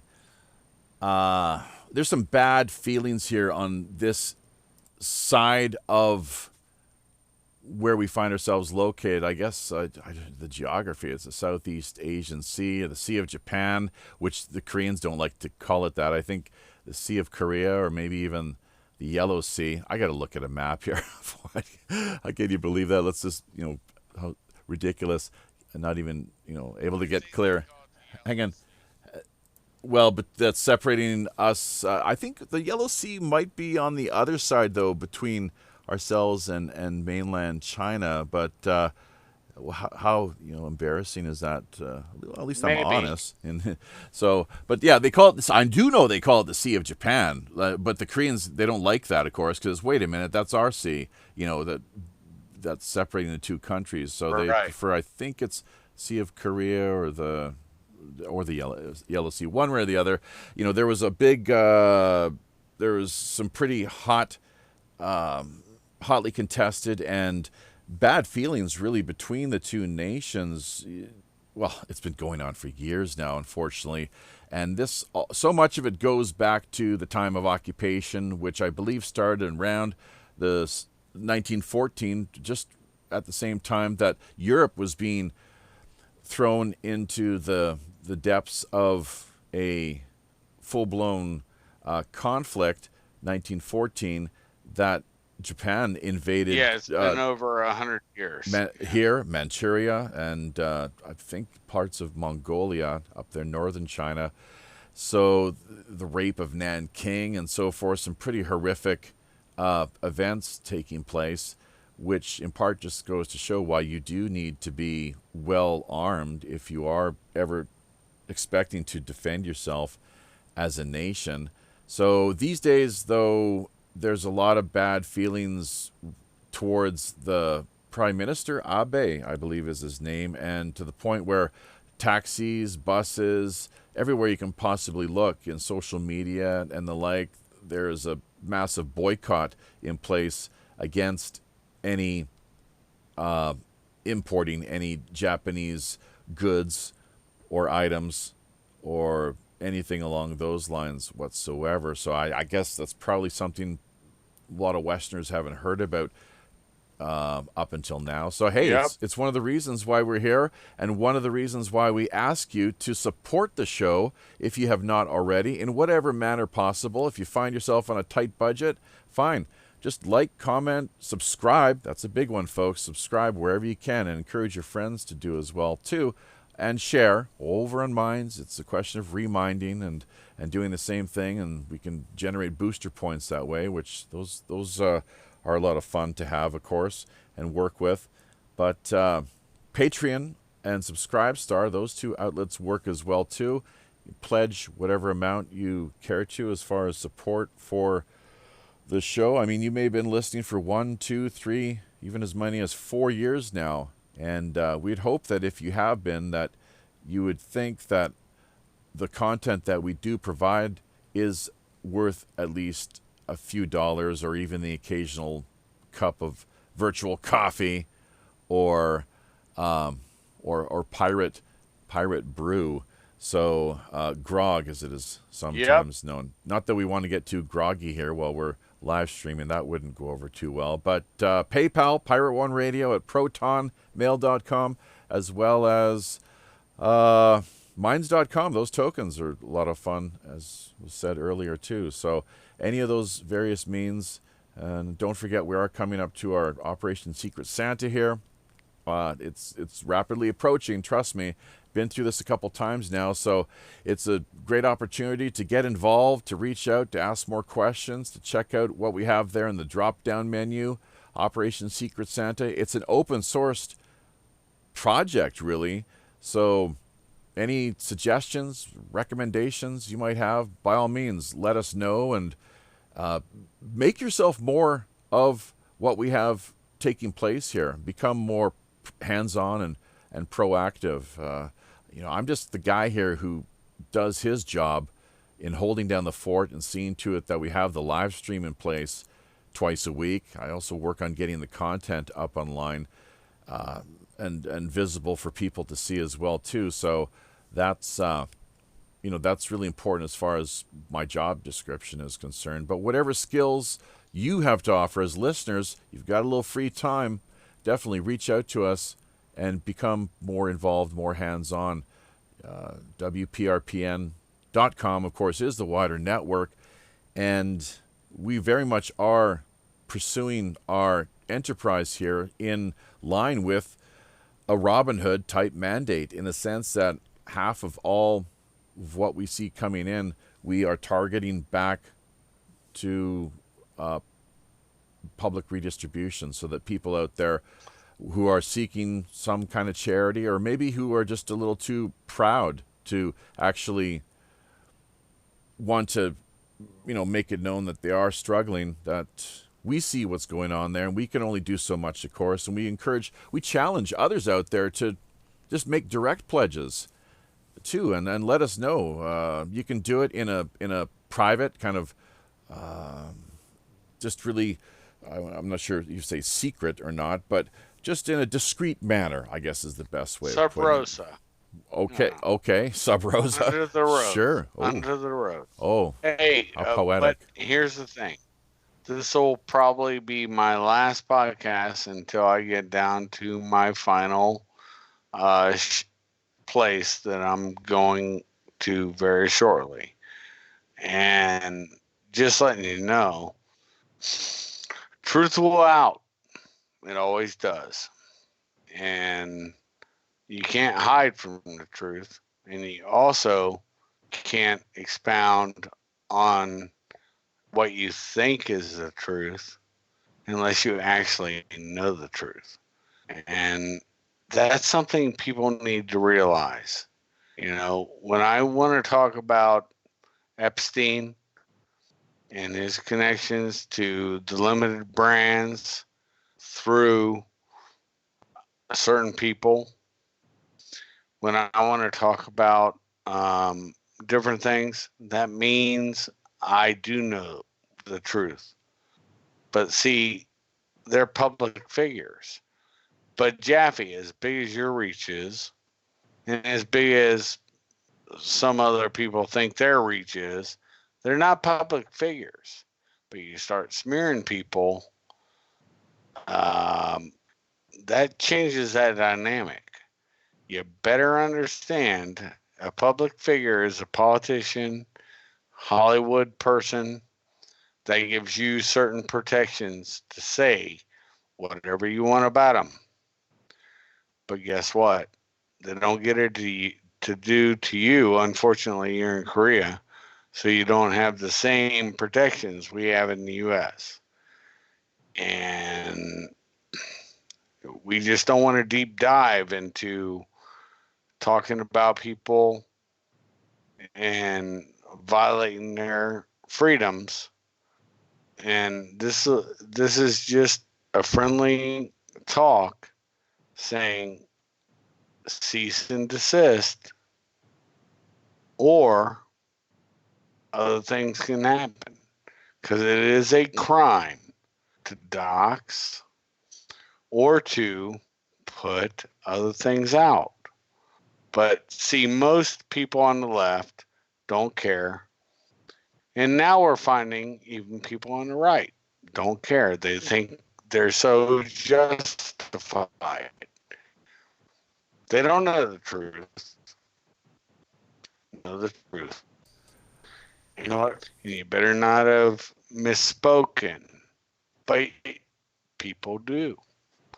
That's just the way that is, brother. Yeah, people people misspeak all the time. It's a question of whether they persist or not. If they're not able to be rational, people, have it presented to us that, wait a minute, that's not really the case, what you're stating there. You might want to rethink or reevaluate what you're putting out there. And some people aren't capable of doing that. And, so we'll see. I guess we'll see.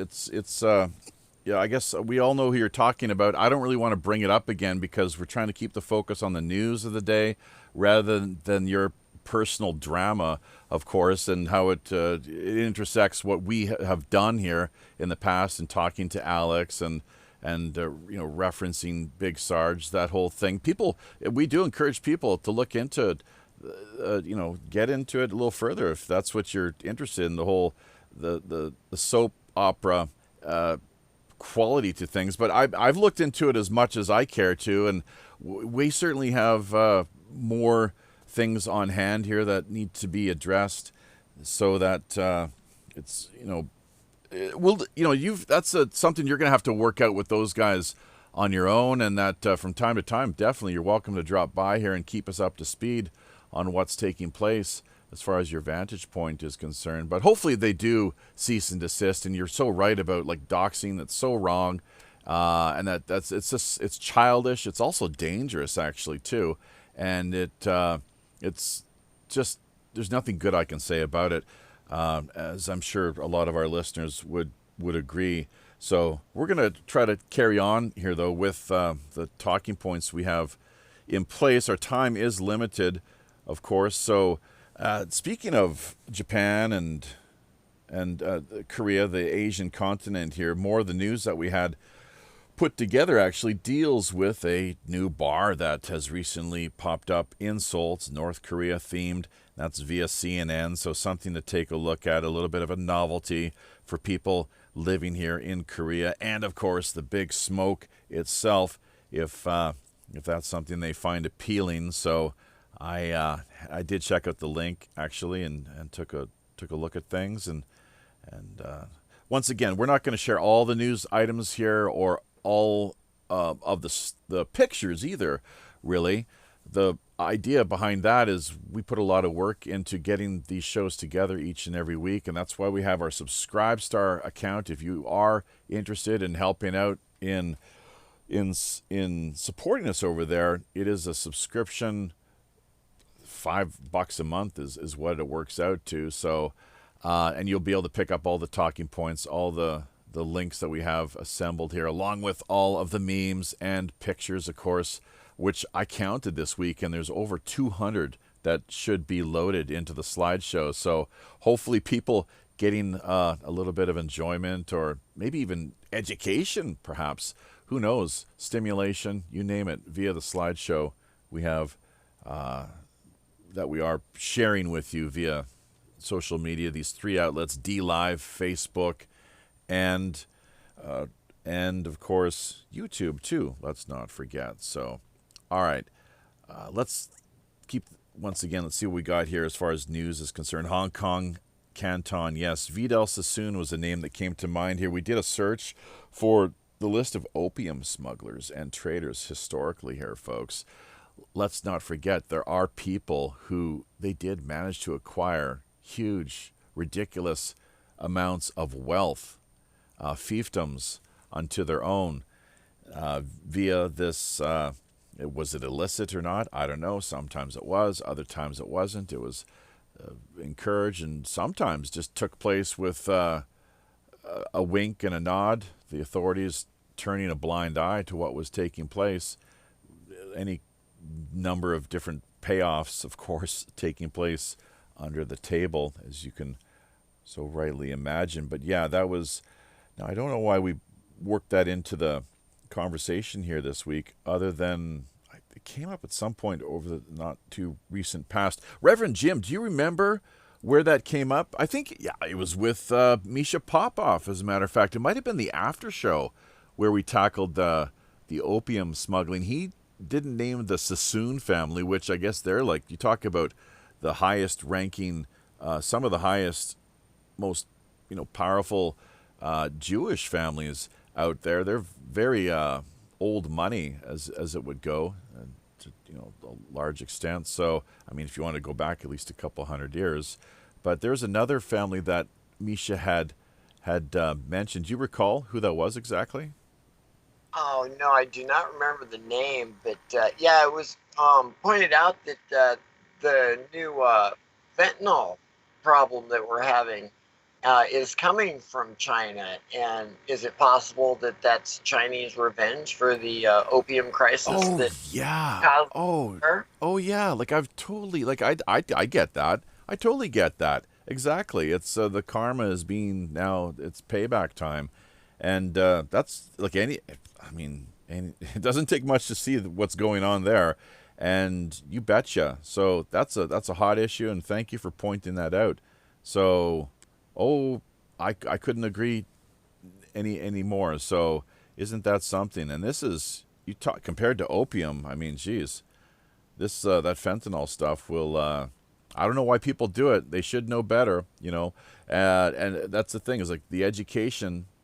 They should have that education, and then Well, decide. it's the same as you can smoke opium straight off the plant. You just, scratch Right. the bulb, let it bleed.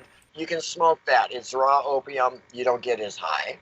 But then they refine it a little bit and they turn it into refined opium, and then they turn it into heroin. And it's not so much that the people want more and more and more. We're being conditioned to want more and more in the next thing. And that's one of the things street dealers found, that if they had somebody OD, their business increased because other junkies were going, hey man, Johnny OD'd off this guy's crap. We want some of that. And they're like, oh, okay, well, here you go. And it's sick. Well, it's a big ongoing problem, isn't it? And it'd be great to have Kaiser in the conversation. I'm not sure if he dropped out or not, but at the same time, every time that we do bring more people into the talk, it tends to slow things down. And there are a whole number of items that I was hoping to cover here. So, let's see, Joey Boomer actually had to drop out and take care of some of his kids, or maybe wanting to head out or get a breath of fresh air. Who knows what the deal is exactly there, but great that he dropped by nonetheless. And he might even check out the playback a little later, catch the second half of what he missed out on. But yeah, the war on some drugs is most definitely what it is, as far as I can tell.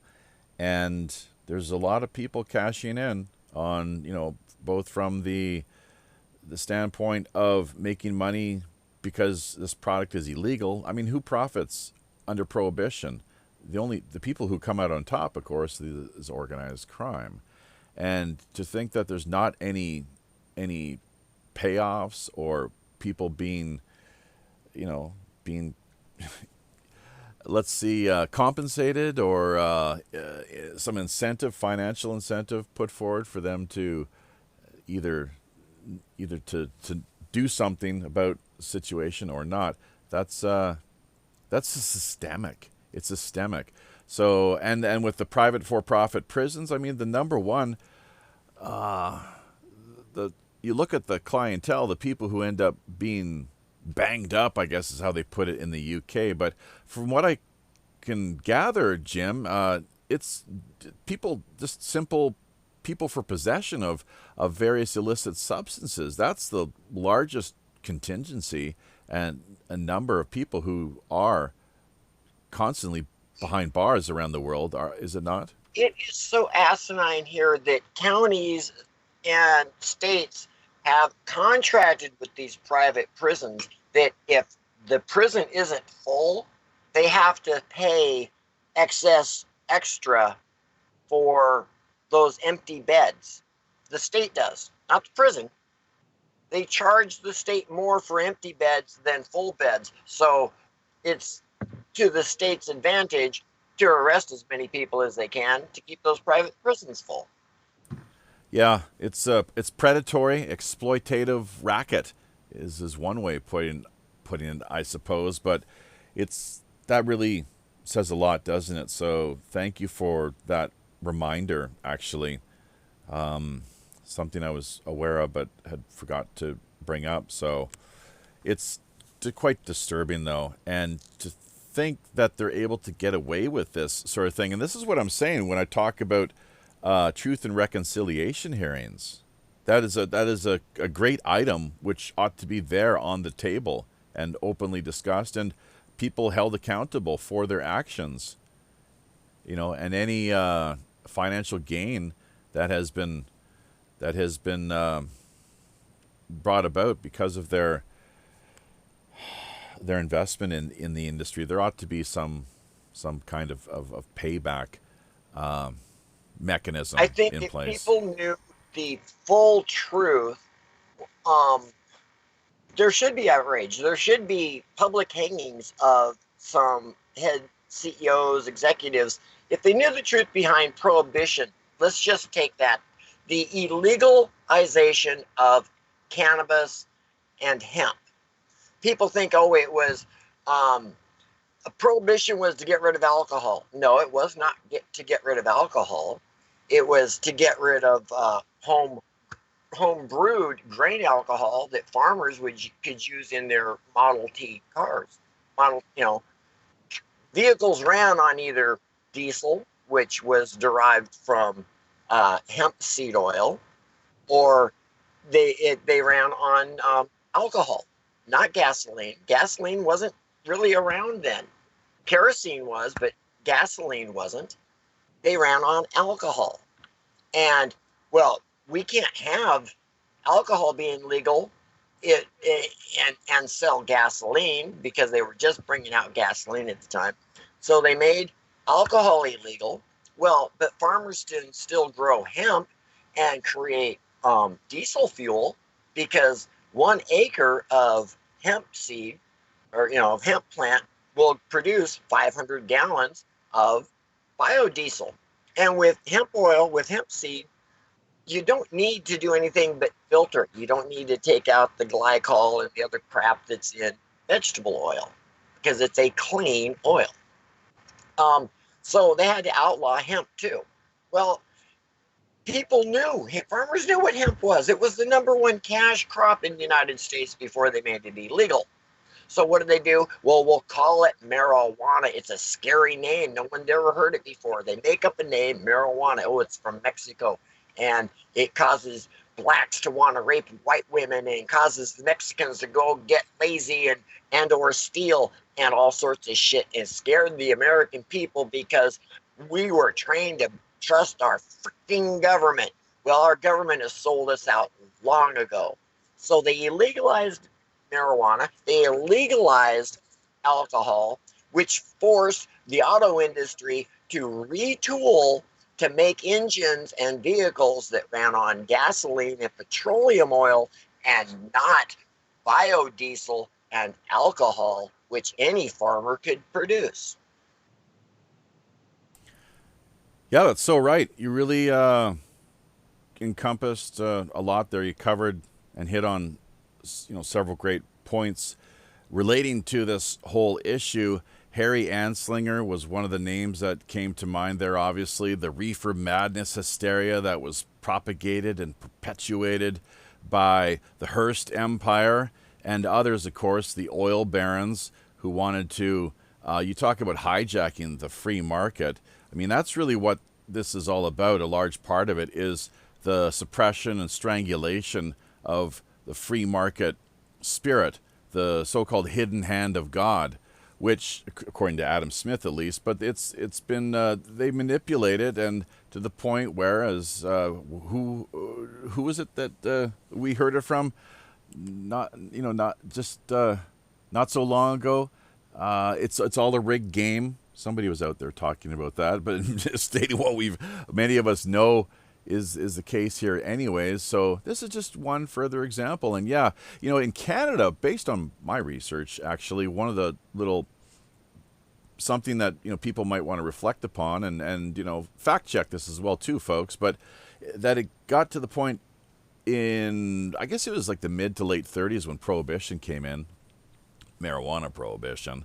I think they might have tried alcohol as well for a while too, something that Jim was going on about that in America came in the 20s, but in Canada, that the decision was made. What are we going to do, actually? Is it going to be alcohol or weed that we're going to crack down on and suppress? And they could have actually gone with suppressing alcohol. I think that's, yes, if I got my facts straight, but the decision was to go with the evil weed up in Canada.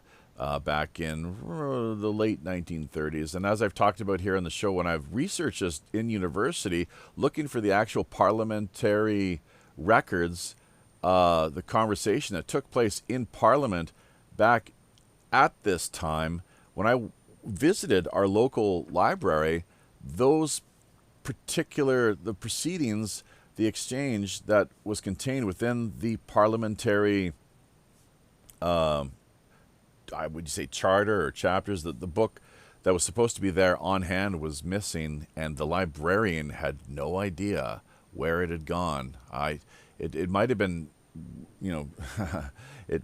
removed and had vacated the library long before I ever dropped in, trying to get a clear sense of what was going on. So now, and is that just a coincidence or not? It's a little, here's what I find is like you add one coincidence onto the next to the point where, well, how many coincidences exactly are we expected to believe and buy into before we say, wait a minute, there's something going on here and we're being played. And it's just, there's more to things than what meet the eye, and there's more to things than what they would like us to believe. So anyways, once again, we got 30 minutes here, folks. This is not exactly a train wreck, but it's we're certainly a little bit sidetracked here. We got so many talking points here. America, Clinton, and Tulsi Gabbard. I think that came up, actually. Schuff brought those names up a little earlier, so that's really great. We're hoping to get into that. Let's see how far we can scroll down the list here without getting into much detail as far as talking points go, though. A little bit of talk here regarding Clinton and Gabbard. Along with that, we didn't get into the whole child pedophilia thing either, which we did share the link, but there was a guy, Korean, thank God, if it's going to be anyone, things do not play out well here when any time a foreigner gets taken in for some major crime of some sort, the Koreans just have a field day with it, trust me. So it's a good thing that this was I guess you'd say Korean national, but yeah, he got taken down in a big way, and I think really he served as a linchpin, a hub of sorts. We talked earlier about nodes in the Matrix, and what he had to offer and serve up, unfortunately, was some pretty disturbing content regarding just a lot of child porn, unfortunately. And I'm not sure, Reverend Jim, if you had come across that. In fact, I think you did, by God. You had the NBC link in place. I actually came across it was via some other outlet, scmp.com, another news organization, procurer of the news. Maybe that's what we do. We procure the news. I don't know. It's like, for me, I look at it as if we're just going through talking about whatever the interesting kind of hot issues of the day and stories are, along with many that have just managed to slip in under the radar that more people we think perhaps should be talking about. But South Korean man who ran darknet child porn site out of his bedroom. Largest dark web child porn in the world and taken down by the feds. Jim, did you follow that story or look into things any further as far as what was taking place there? And before you get maybe answer that, let's also remind people here that just this past week, I believe is when it was, that anyone who's been following the story will recall that there was let's see, where do we go here? There we go.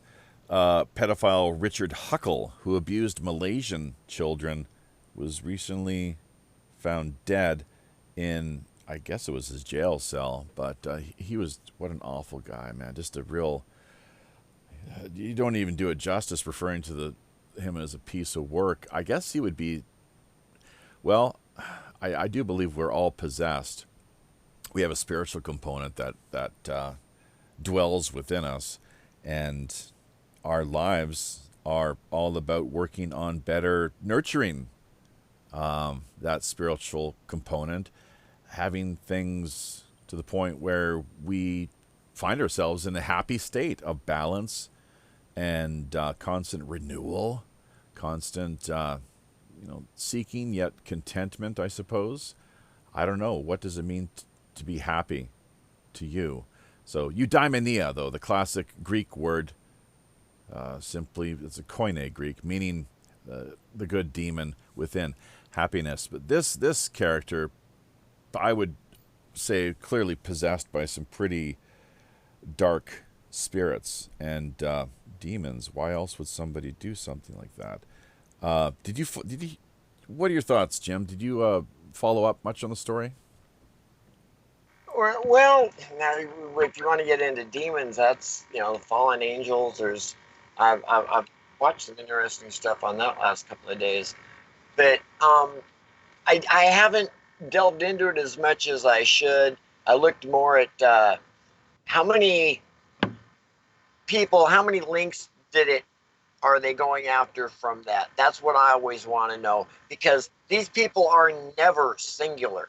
They never run in a group of one. They run in groups, large groups, some very large. I want every one of those freaking links taken down, hung by their thumbs until dead.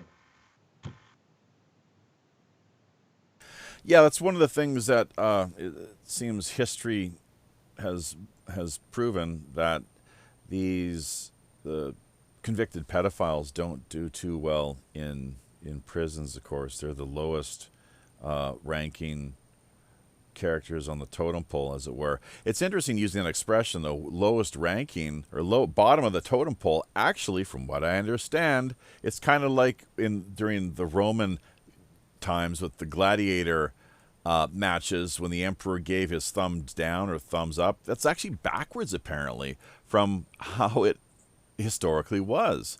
That thumbs down meant that they lived, and thumbs up that they were put to death. The totem pole, that the lowest animal at the base, supporting all the rest. That character or entity, however you choose to phrase it, was historically seen, I believe, by many West Coast natives in particular. I'm not sure about the rest of the world of Native Americans, but seen as the most valuable and important. As you, once again, see that it's clearly they're supporting all the rest. So, and at the top was, I guess it was just inverse from what we've been told. We find it so often too. Even the peace sign, for crying out loud. Do you know about that, Jim? The peace sign being inverted too. Yes, the peace sign should be with the arms going up, celebrating victory, not down, celebrating defeat. It's like a horseshoe, isn't it? It's like the horseshoe catching the luck. Sure. Well, and what you said about the Roman thumbs up, thumb down. Thumbs down meant keep him here on Earth. We like him. We want to see him fight again. Thumbs up meant send him to heaven. He's done. The sky. And you're right about the totem pole here in the Northwest. A lot of people think, it's a bear on the bottom of the totem pole. Most of the time, that's not a bear. It's Sasquatch, Bigfoot, whatever you want to call him. Spirit animal or a real animal. Depends on which native you talk to. Up to, normally there's an eagle on the top, some other flying spirit animal. And so, the base is your strong support, up to your winged animals, which are your spiritual, your mind spirit connection. All right. Well, thank you for that color commentary, or just extra support there, extra insights regarding these issues. That's why we always appreciate having people such as Reverend Jim on hand, available to lend a little support. These streams that we put out now, the Tuesday night news streams, World Pirate Radio News, they are quite draining, really, when it comes right down to it. Just the mental yoga that is required to stay as focused and in the moment, in the saddle, as possible. So, yes, very much valued the likes of Reverend Jim Kaiser Schuff, Vinny from Brooklyn, Seraphic Transport. Hopefully there's nobody I'm missing there. Well, Princess Jaybird Wells. So, and as hopefully most regular listeners will know by now, that these personalities I've just mentioned are people who, from time to time make themselves known and drop by, pay a bit of a visit, and we're always happy to have drop in and join us. So once again, I'm just the guy here who's managed to figure a few things out from a technical standpoint. It's been a bit of a challenge, trust me, but thankfully we have things to the point now where we're pretty much almost guaranteed 2 reliable live streams per week. That adds up to 8 altogether over the course of each month. And, with all the work we do here behind the scenes, as well as just, the live streaming end of it all, that it's why we believe support is it's what we're doing here is a project that we're supporting in whatever way people can. And of course, we've talked about that earlier, how people can reach us various means. So, and follow the show description as well too. Let's not forget, we've only got 20 minutes here before I've got to head on out. And it's the elf gig is beckoning here. So just doing a little multitasking here at the moment via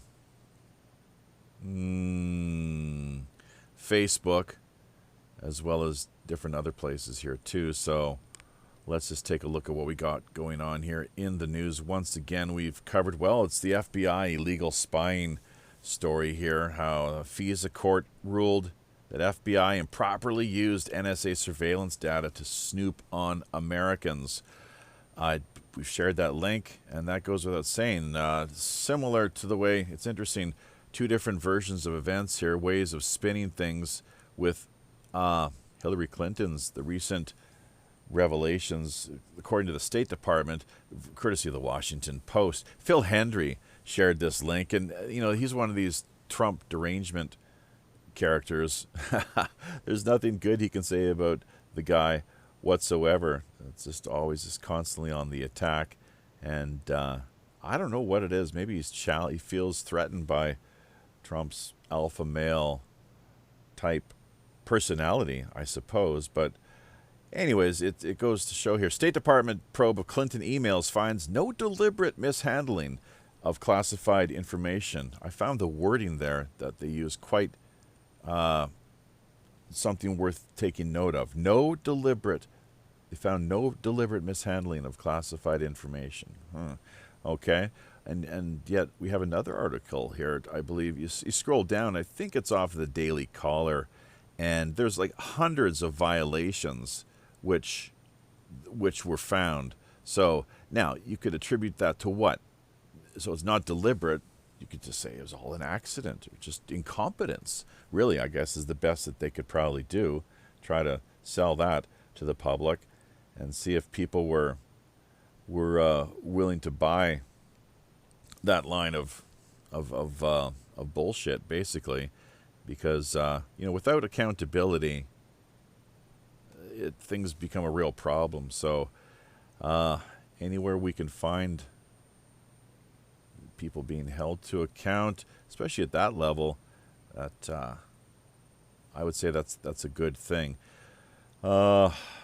Now, what else do we have here? Yes, Tulsi Gabbard. I don't know if you've been following this or not, Reverend Jim, but she's been doing well, making waves, calling out Clinton directly. So that's been interesting to follow up on. And they're claiming that she's a Russian asset. Of course, everyone you don't like is a Russian asset. I guess that's the catchphrase of the day. So she is a CFR member, and once again, it's not something we hear much about at all, and I find that a little peculiar. And even I'm at the point now where I would say it doesn't mean it's necessarily a bad thing if you have people working on the inside who know how things work. That would stand to reason. You would want someone who's aware of the nuts and bolts, you know, to the way that the system runs. If essentially, you're not in the enemy's camp, you don't know how the enemy's army is running. So you got to get somebody in the enemy's camp. Come again? Say that again. If you don't have somebody in the enemy's camp, you don't know how they're running their army. You don't know what, you know. So you do need somebody in there. And she is a veteran that's against war. She's been there firsthand. I don't know as much about her as I probably should. Well, as I know I should. So I'm going to have to do a little more digging, a little more just watching her. But God damn, she says some poignant truth. And she's pissing off a lot of Democrats, which is funnier than shit because she's a Democrat. So I got to give her that. The CFR membership, like I said, good, bad. I don't like it, but I can see where it is possibly necessary. Yeah, I've said it before, the art of war, keep your friends close, your enemies closer. Oh, is that what it says in The Art of War, Sun Tzu? I had no idea. Yes, that is quote from the book. You keep your friends close. You keep your enemies closer. How about that? So, wow, that's quite something. And I wonder why that would be. Anyways, well, there's the old expression, of course, frenemies. So, geez. Well, we're pretty close here aboard the Robin Hood. I hope nobody here is a frenemy or enemy per se, although we do often refer to things, yes, friends, folks, foes, and fellow pirate mateys. And you would expect, too, that with any growing organization from the grassroots in particular, that there would be people who would want to somewhat infiltrate or get a clearer picture of what's taking place and do what they can to maybe subvert things or throw things off track before your project really managed to get to the point of where it started to make a significant difference. So, okay, well, we got a couple items, a whole bunch of items here that we're never going to get through with the time we got. Are you kidding me? Anyways, that the Justice Department apparently has prosecuted now the most immigration-related crimes in 25 years. So that's something to think about, to consider, reflect upon. Once again, the Justice Department prosecuting the most immigration-related crimes in 25 years. A lot of that dealing with, I would imagine, illegal immigration. So if you're going to immigrate, do it by the book, and then you don't have to worry anymore. So journalists are panicking after Democrats pass law effectively ending freelance journalism. Tim Pool covered this the other day, and if my sense of things is that this is out of California, actually. They are now trying to limit the number of freelance articles people such as ourselves, maybe Daniel Lewis Crumpton and others, who find ourselves part of, if only in a virtual sense, the wider alternative media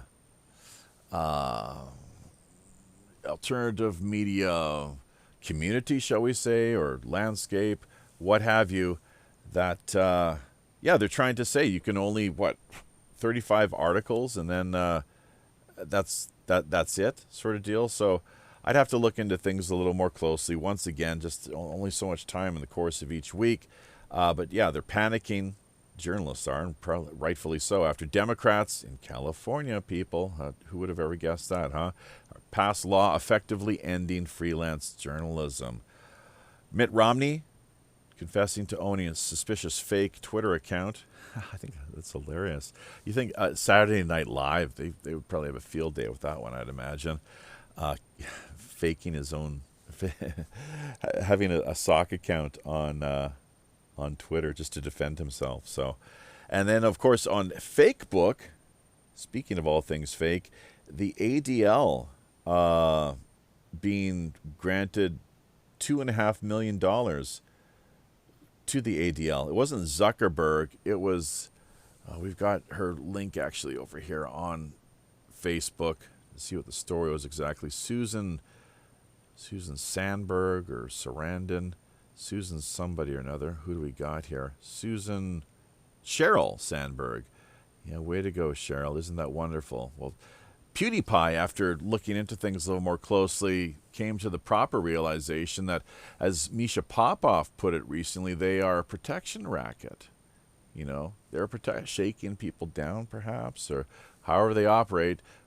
God forbid anyone ever find themselves accused of smeared with spreading hate speech or anti-Semitism, a term that completely makes no sense whatsoever. Of course, it's all used, politically motivated and weaponized, and everything else that they say. Those are a couple of the common ones, of course. Discrimination. So the ADL, actually the Anti-Defamation League mostly does exactly the opposite of what it claims to, because their job primarily is to go around defaming people, is what it seems to me, and making them out to be total,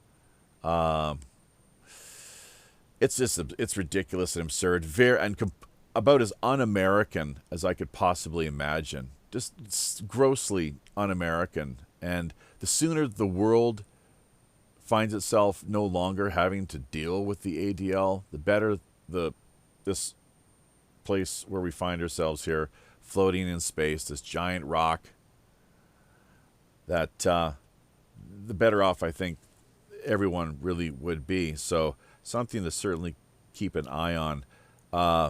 Reverend Jim, we've only got 10 minutes here as we find ourselves running up against the clock, and Project Veritas was another item we had mentioned here. We've already covered these in brief, so that's good. The Trump 2020 re-election campaign bid, he seems to be doing pretty well out there. And people think, just if we report on this, we must be Trump supporters. It's like super, what do they call them now? Always Trumpers, I guess, or something along those lines.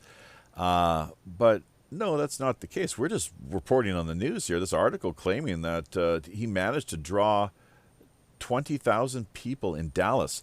How's the frontrunner Joe Biden doing? I'm wondering. From what I can tell, not all that impressive. Almost to the point where we saw what happened with Hillary Clinton in 2016. It was pathetic. She could hardly, fill a small classroom with people coming out to want to meet her. It was ridiculous. Sometimes she had no more than, I think it was like 50 people, 100 people. It's some pretty poor crowds, and a turnout was how things went down there in 2016, especially compared to what Trump was managing to attract. It was just off the charts, and it looks like he's continuing to maintain this level of popularity. So if they try to pull something, as you can be rest assured they're going to, once again, with the rigging of the electoral, the electric so-called voting machines, which, I mean, that I have no idea why more people don't talk about these things. It's how could they not be unacceptable? They can be hacked. It's proven now, hacked within the course of something like 30 seconds, and it's something that actually Hillary did bring up just not so long ago. So within the last week or so, talking about, I didn't look into it all that closely, but children of 10-year-olds could essentially manage to hack into these so-called electronic voting machines. But what does she care? I mean, I got nothing good to say about the woman, unfortunately. I wish I did. But no, nothing good at all. Fetzer, Jim Fetzer, Sandy Hook, I guess, being sued. You know, it's almost $500,000 is what is being demanded of him because of his views that the Sandy Hook so-called massacre never occurred. And once again, I have no idea what took place out there. It could very well have been some sort of psyop deal. So I'd have to look into it a little more carefully. The one thing that really struck me as odd, though, the minimal amount of research investigation that I lent to that particular incident, was how the one father, when he came out for the press conference, I guess he didn't really happen to notice at the time that he was being filmed, and he was all smiling, it seemed, laughing, kind of yucking it up with some people. And then suddenly when the cameras turned to him, he decided that, it was important to kind of shift more into professional actor grief sort of look and appearance. But I really don't know what to say to the whole thing. I'm kind of on the fence, frankly. But at the same time, this business of people being awarded these ridiculous amounts of money because somebody has a different opinion than you, that they have every right to that, even if it is a wrong opinion. Just they have every right to that, and leave it at that. Nothing more needs to be really said of things. So Bernie Sanders, not doing too well. His health struggling with, I guess at the moment, had a heart attack recently. Could very well see him kick the bucket here out on the election trail. Just never know. So I wouldn't imagine that improves his chances of being elected president.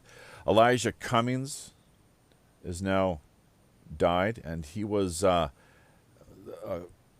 all accounts and indications, highly corrupt House Oversight Committee congressman. Dying at the age of 68.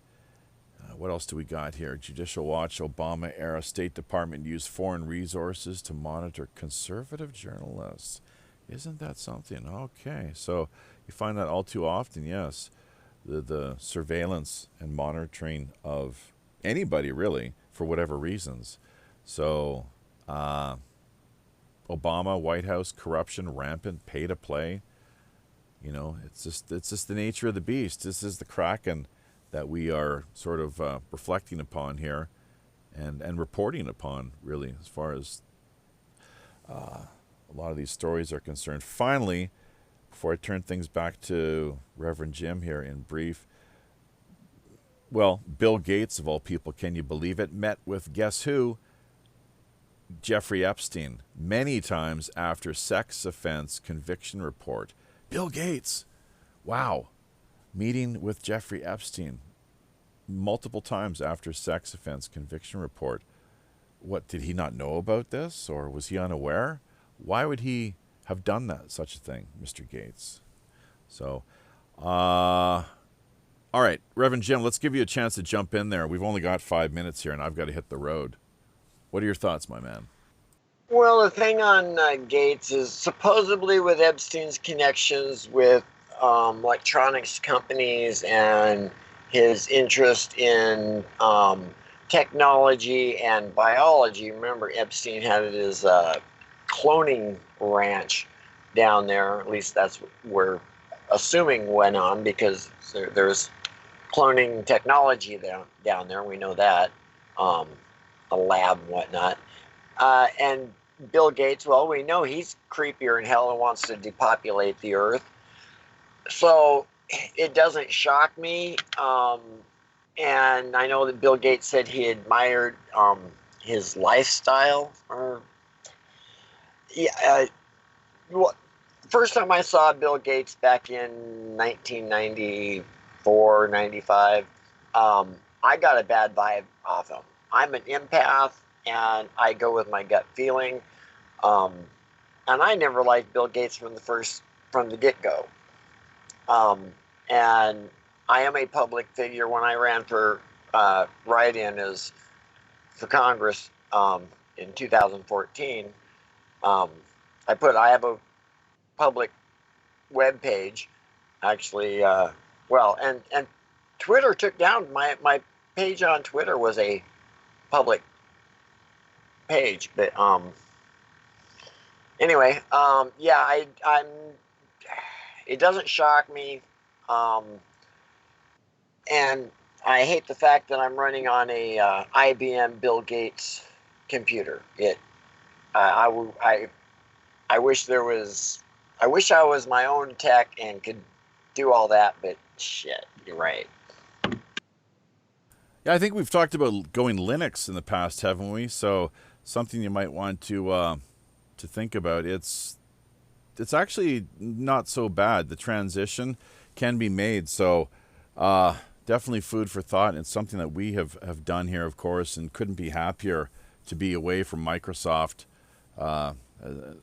wherever we can possibly manage. So, oh boy, we gotta head on out of here. We're gonna be late, and you know what? We have still got quite a few articles, well, left to cover here that we did not get through, including the criminal probe of Jerry Falwell, group calling for a probe of Jerry Falwell Jr.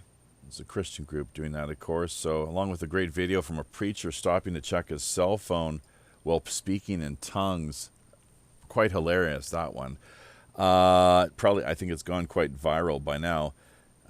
Let's see. Kamala Harris colluding with big tech to silence all dissenters, just like communist China.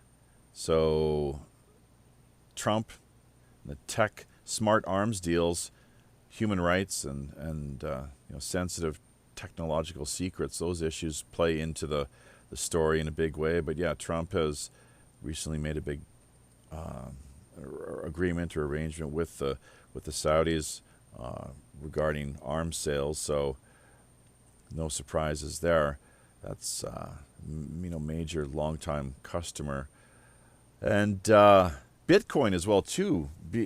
I had no idea. I just recently came across a report that, believe it or not, seems quite credible too, according to what they were saying here, that it was in fact Bitcoin conceived of, and the way that it's been encrypted, the code itself, just the algorithm, the way that it is, just the kernel to the code, I guess. The NSA really are the people that are behind Bitcoin, is what it boils down to. That's what the claim is. So food for thought, people, something that you might want to take into consideration and reflect upon. So many issues here, items, stories we haven't got around to addressing, just ran clear out of time. That's the way things go. Maybe we can follow up on that next time. Erin Elizabeth, Jim, I know you were talking about her before, the Health Nut News. That's a big, kind of pet project of yours. Somebody that we would like to have consider joining us as a sponsor for the show, maybe the second hour or third. But yeah, a lot of great products that she is offering, and if we could do something here, I'd be, quite happy to consider, pursuing some sort of mutually beneficial arrangement with Erin Elizabeth and Health Nut News. I will fire off an email and get on that. Okay, Jim, that's about it. I do have to sail on out of here. I got the elf gig to attend to, and probably see if we can manage to feed a couple hungry cats before I do so as well too. So thanks so much for helping out from your end, of course, as well as everybody else who joined us here in the live chat. Too many people really to mention almost. Nethead, I should say, had some really great comments, extensive too, so we shouldn't let that just go by the wayside. But dealing with communist China, talking really about how Zhang Zemin approved the Chinese Communist Party to accept private businessmen as members in 2001. It was a big change, expanded to 3 military, workers, businessmen. So, yes, capitalism with Chinese characteristics has been a plan since Deng Xiaoping. Fascism really is what it is, as far as I can tell. I mean, government in bed with the corporate world is fascism. So, funny how that shifted so so seamlessly, no questions asked. Became quite the opposite of what it was supposed to be on the surface of things, but really you scratch just beneath that surface and you find that it's not so different actually after all. The authoritarian, totalitarian, it's a panopticon type society now, especially with the social credit, that mechanism in place, and it's pretty troubling, pretty disturbing times as far as the abuse and power of the state. And without those checks and balances, that becomes a real big problem, of course.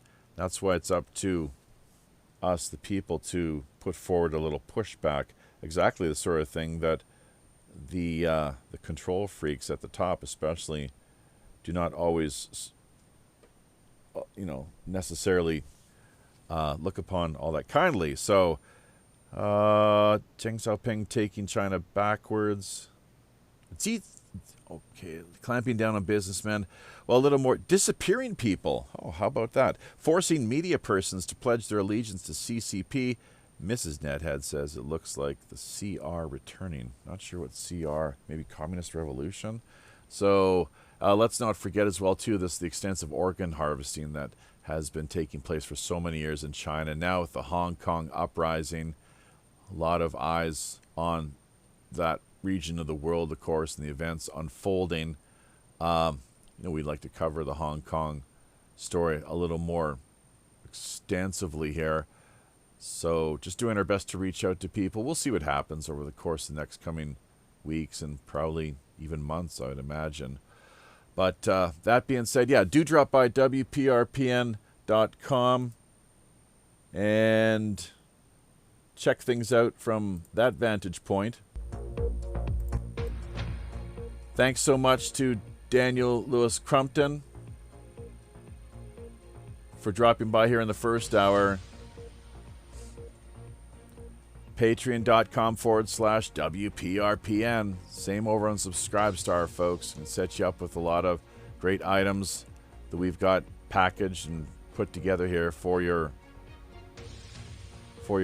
perusal. It's a great way of supporting things. Also, Red Dragon Herbs and Teas, another way of helping out. Let's not forget, half of all the profit that we managed to procure, it goes directly back to the public. Charity, grassroots charity persons and the like. So on behalf of Captain Long John Sinclair, all the rest of the crew here aboard the Robin Hood, I'm your host as always, the show's Chief Communications Officer, Jaffe Ryder. Tally ho.